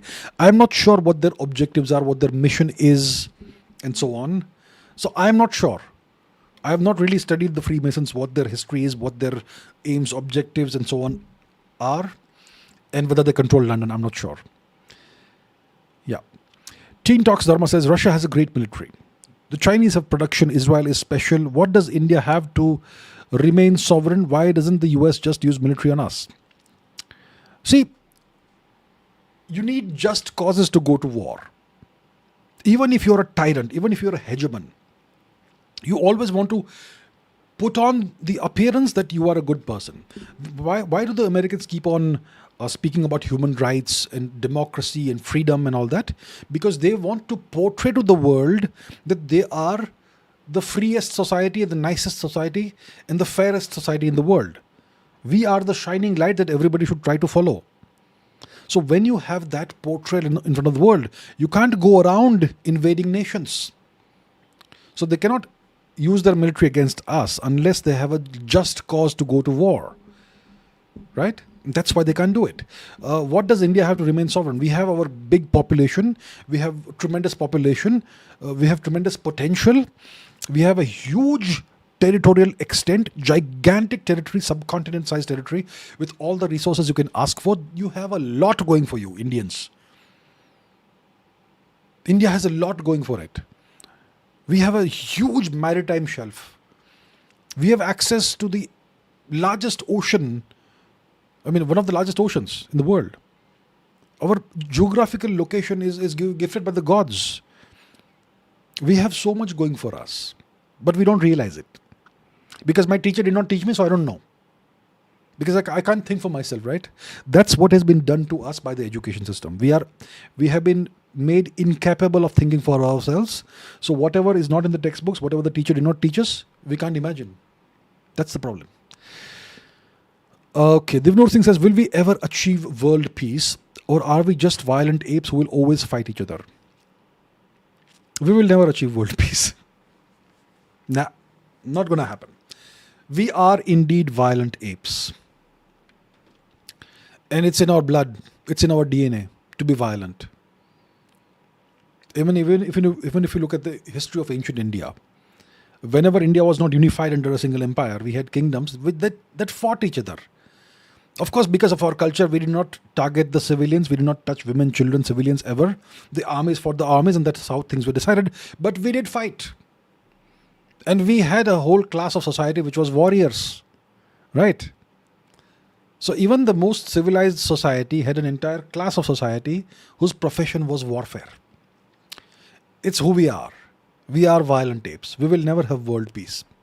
I don't see it being possible, unfortunately, sadly.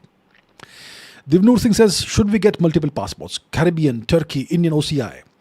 Look from an individual perspective. The more passports you have, the freer you are, and the more options you have for yourself and for your family. So from an individual perspective, it makes a lot of sense to get multiple passports. If you are an Indian citizen, you can't get multiple passports without relinquishing your Indian citizenship.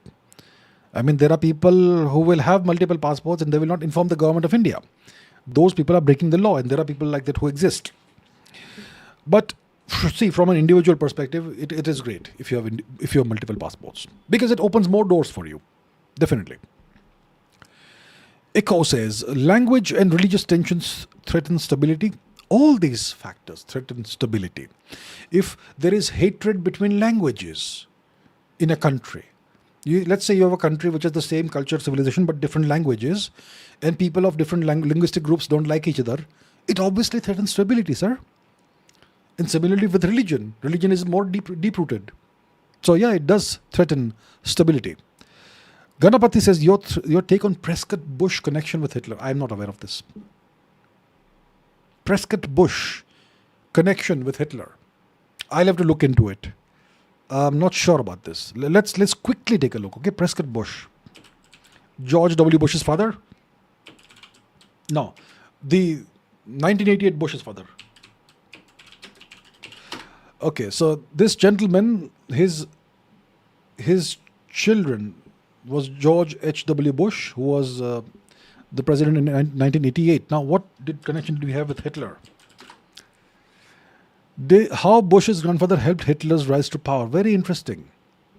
Guardian, Wikipedia. Really? Very interesting. Very interesting. Hitler.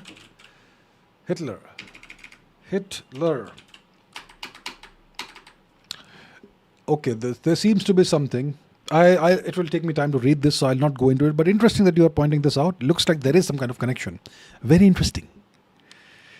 Sanchit says, when will Africa rise as a power? Or it won't. Not anytime soon, sadly. To rise as a power, it has to be fully sovereign, first of all. Africa has tremendous quantities of various kinds of resources, but they are not sovereign. That's the major problem in Africa. There's not a single country that can be regarded as sovereign in Africa. They are dependent on others for all kinds of things. And they have so many structural and other issues, right? So it doesn't look like any part of Africa will rise as a power anytime in the near future or even medium-term future. Next 50 years, I don't see it happening. I hope I'm wrong for the sake of the people of Africa. But I don't see it happening anytime soon, sadly. Anvesh Gaurav says, did people ever land on the moon, or was this a propaganda by the US government during the Cold War era? There are many reasons, one of them being the Van Allen radiation belt. Okay. Look, did people ever land on the moon? Is it true that the Americans developed very massively powerful rockets? People saw those rockets being launched live. Is it true that the Americans spent like significant percentage of their national annual budget on NASA during the space race? Of course they did. The money was spent. These gigantic facilities were constructed. Tens of thousands of people were employed in NASA with very big salaries. So many rocket tests happened. People died in the rocket tests. You had Ed White and his two other colleagues who died in a rocket Apollo program rocket test that happened on the ground itself, I suppose. So if you see all of this thing, it makes sense to just put people on the rockets because you already made the rockets and they're being launched, right? So I don't believe this story that the Americans had a fake space program. Did they land on the moon or not? Once again, I tend to believe that they must have landed on the moon. The Van Allen radiation belt doesn't kill humans, so that's not an issue. And you can shield. It does. If you have microchips that are not shielded or radiation hardened, the radiation will kill the microchips, which is something that happened to a Russian space mission once, which was supposed to go to Mars, and the radiation fried the chips, and it just died. So if you take the precautions, the Van Allen radiation belts won't do much. You can mitigate that. Arav Shah says, I know it's not geopolitics, but can you tell us about Savarkar's role in guiding Netaji? I don't have any understanding of this. I haven't studied Savarkarji's life. I haven't even studied the independence struggle in that much detail. I haven't studied the life of Netaji. I can't tell you, sir. I'm not any kind of an expert in this. There are many things that I stay out of. There's a good reason why I stay out of this, because I don't know. I haven't studied it. I don't discuss Maratha history in detail because I haven't studied Maratha history. I don't discuss Mughal history in detail, Mughal history, because I haven't studied Mughal history. I have no liking for the Mughals, right? I haven't studied the Dr. Ambedkar, for example. I don't have any understanding of his life, his career. I don't speak about that. Similarly, Savarkar, Netaji, these gentlemen, these great freedom fighters, I haven't studied their life in detail. So I won't be able to help you with this. I'm very sorry about that. Zishan says, why did the US Secretary of War call all the US generals for a meeting? Has it happened this far or not? Probably not. Why has he called them for a meeting? See, generally you call all your generals for a meeting when you are making a huge change of some kind. And you want them to be present so that your change has legitimacy. Or you are going to mount an invasion. Perhaps the Americans are going to invade Canada now. Perhaps they're going to incorporate Canada into the US, and you need all your generals present for this for this invasion announcement or whatever. I'm not sure what exactly it is because they haven't disclosed what the reason is. But maybe the Americans are planning to invade Canada, or maybe they're planning to launch a war on the entire world. I don't know. Something big could be afoot. Otherwise, you don't do this. Maybe Trump is announcing himself president for life. In that case, you need the generals present. I don't know. We'll have to see. Dhanyatha Ganesh Bhatt doesn't have a question, but thank you so much. Thank you so much, ma'am. Really appreciate that. Thank you, ma'am. Jaidev Thakur says, your visit to Bhuj is due. I got selected in my dream medical school hometown. Please visit soon. I would love to have you as my mentor. I would love to visit whenever I come to Bhuj next. I will certainly get in touch with you. These days I'm not traveling much, but yeah, whenever I come to Bhuj, I will certainly let you know. I would be very happy to meet you and have a conversation with you. Absolutely. Thank you, sir. Very nice of you. Very kind of you. ISX777 says, once AI crosses the threshold of AGI, would it even be possible to catch up and remain sovereign? It will be very hard to do that. See, even if you have AI crossing the threshold and becoming AGI, if you don't deploy it in a manner that will vassalize everybody, then it is possible for other nations to remain sovereign. Let's say I have the objective of sending humans to all the planets in the solar system. And if I use my AGI capabilities in that direction, then every other nation will remain sovereign. But if I am evil, if I am hegemonic, and my objective is to create a one world government under me, and I develop AGI, then it's almost impossible for the rest of the world to remain sovereign. So it depends on who has the AGI in his hands or their hands. That's what matters. But yes, in case it's a hegemonic power, it's very hard for the others to remain sovereign if you decide to vassalize them all or conquer them all. Jaidev Thakur says, Bhuj 7 Sky Hotel is my mentor. All right, sir. Noted. Thank you. Arav Shah says, Brahma had 4 sons. Today we know radiation, matter, lambda, curvature, coincidence. I have no idea. Many things like this. What's going on? What can be done to further look into this? Little premature to say coincidence. I never connect science with non-science. Okay? What is the difference between science and non-science? What's the difference between science and philosophy, for example? Science deals with observable material objects and phenomena. Observations that can be replicated. It deals with only the material world. Material objects, material phenomena. Observable objects and phenomena. Philosophy deals with non-material objects and phenomena. Love. It's a phenomenon. But can you quantify love? Can you measure it? Can you weigh it? Can you observe or quantify the soul? So these things are non-material things. That's in the realm of philosophy. Then you have things that are in the realm of religion or mythology or whatever we want to call it. I am a person who is grounded in science. Maybe it's a limitation that I have, but I respect the scientific method and I don't mix other things into it. So I am not the right person. I'm not qualified to talk about, religious matters and combine them with science or try to relate scientific concepts with religious concepts. I don't do that. I simply am not qualified to do that, so I stay out of it. Okay, that's the deal with me. Divyang Patel, no question, but thank you very much, sir, for your contribution. Really appreciate that. Divnoor Singh says, thank you very much, sir. Divnoor Singh ji, I really appreciate your questions as well. Very interesting questions as always very challenging at times. Thank you, sir. Captain Saj Beats says, US founding fathers oppose behavior of the CIA. Do they? Okay, let's quickly fact check this. US formation. The US was foundation. Year. It was 1776. Was it? Why won't it give me a simple, straightforward answer? USA independence. Okay, independence. Independence. 17. Oh yeah, yes, I was right. 1776. Now CIA. Which year was CIA founded? Yeah, here we have it. 1947. So 1776, 1947. I think that's a significant gap in terms of time for the US founding fathers to oppose the formation of the CIA. I'm not sure. So I'm not sure of the US founding fathers opposing the behavior of the CIA, because the CIA did not exist in 1776 or for that matter in 1800. The CIA was formed in 1947. So there you have it.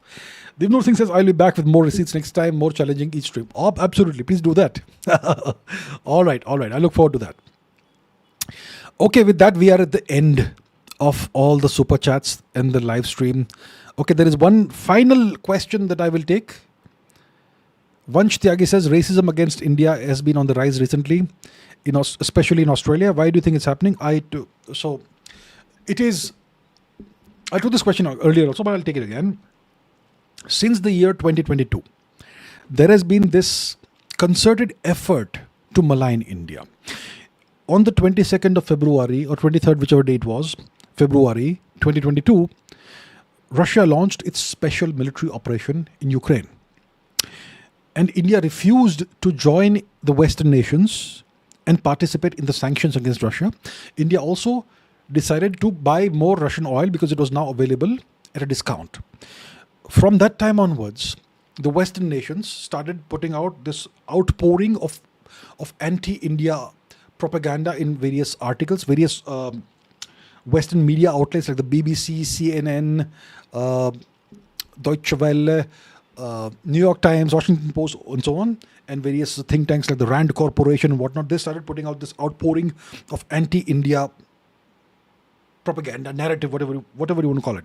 Then it started on social media. It started with the NAFO bots, NA for NAFO bots, and then the Russians and the Chinese and the Pakistanis got into it. And from 2023 onwards, there was this big outpouring of hatred against Indians on social media.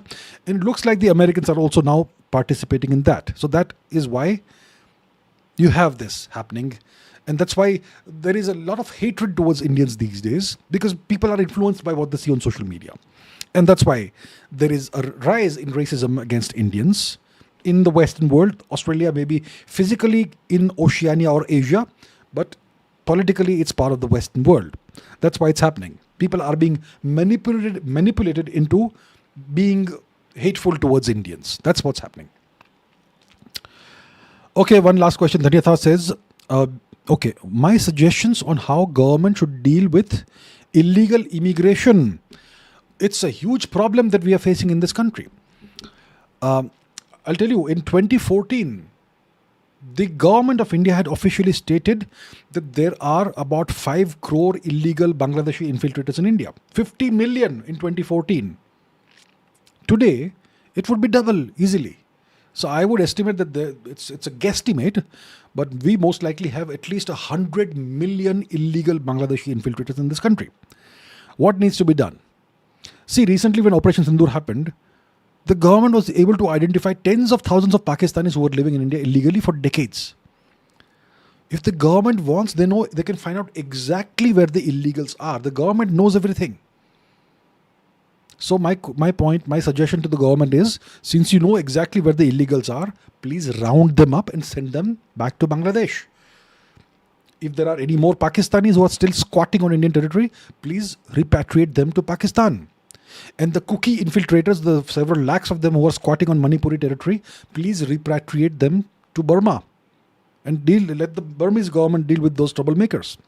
That's what the government of India needs to do. And then do a what is it? Whatever those terminologies are. We need to have a proper register of citizens and ensure that no further illegal immigration happens. So I think the government is very capable of doing this if it wants to. And Mr. Modi, Prime Minister Modi ji recently said during his 15th of August speech address that the country is forming a high-powered task force to deal with the demographic issue. Well, please do that, sir. Please. 10 years we've been waiting, nothing has happened. Let's do it now at least. Let's get rid of all the illegals. So that's what needs to happen. Okay, there are more questions. Captain says their values oppose. What was the question? The earlier question. The founding fathers of the US, would their values oppose the CIA? I'm not sure what their values were. If you ask Howard Zinn, he will say that the founding fathers only wanted more profits for themselves. Howard Zinn is a highly respected American historian. If you read his book, A People's History of the United States, he doesn't have a great opinion of the founding fathers of the US. So I don't know what their values were. The US is a nation that was founded. See, why did the Americans fight the war of independence against the British? Because they did not want to pay 2% tax to the crown. They wanted all the money for themselves. 2% tax is too much for them.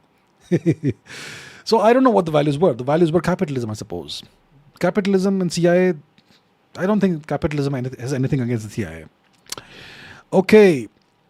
Mama Bucket VFX says Tony Nader's book may change your perspective. About what exactly?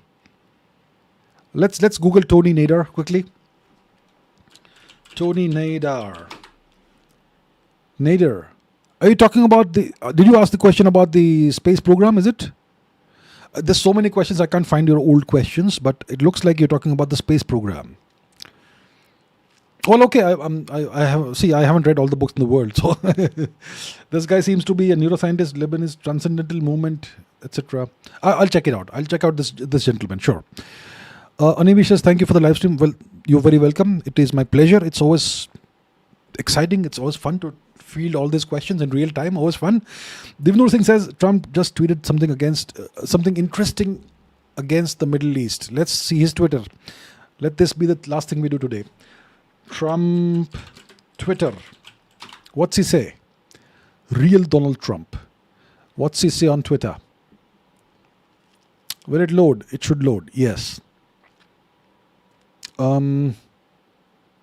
This is September 15. Looks like he has not been tweeting. Are you talking about his other thing? Truth Social. Let's see his Truth Social. Let's find out what's he have to say on Truth Social. Just let's see his actual account. Okay, I'm not logged in, so it won't show me perhaps. What is this?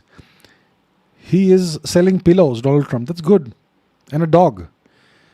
And some Jesus Christ, some shooting. King Charles, Camilla, make crime illegal again. More dogs. We have a real chance for greatness in the Middle East. All are on board for something special. First time ever we will get it done. President DJT. Maybe he wants to create Trump Towers in the Middle East. Maybe that's what he wants. We'll see about that. Okay, there's one more super chat. I always appreciate the super chats, but please let's end it here. I've already crossed 3 hours. It's supposed to be a 2-hour session. I'll take this one last final super chat by Vishnu. As a developer, we need some software ideas that we can build to help this community to grow. What are some solutions, sir, that you would love to get built for the people of our country? Also love the show. Well, thank you so much. Look, if you ask me on the spot or right now, I may not be able to give you a lot of solutions, but one thing we need is our own social media platforms. Something that's an Indian equivalent of Twitter. We need an Indian equivalent of Facebook, an Indian equivalent of a photo sharing, picture sharing thing like Instagram, and we need an Indian search engine, the Indian answer to Google, and we need an email solution for India, an Indian version of Gmail, an Indian answer to email to Gmail, and we also need an Indian high quality LLM, ideally multiple high quality LLMs and different AI solutions. That's a lot of stuff that Indians can build. So these are software ideas, you could say. These are things that India needs. These are platforms that India needs. And you could start there. Obviously, these are not small things. These are not low-hanging fruits. These are immense challenges to take up. But that's the kind of development India needs. So yeah, maybe I can think of more later on. But right now, that's what I can tell you off the cuff, off the top of my head. All right, people. Thank you so much, everybody, for all the questions. It was really fun. I really enjoyed this. Thank you, everybody, and I look forward to seeing you in the next episodes of Ask Abhijit and wherever else. I look forward to it. Thank you so much. Keep learning, keep asking questions, keep raising your standards, and do check out my books that I'm working on in the description. Take care, everybody. Thank you so much. I'll see you very soon. Bye-bye.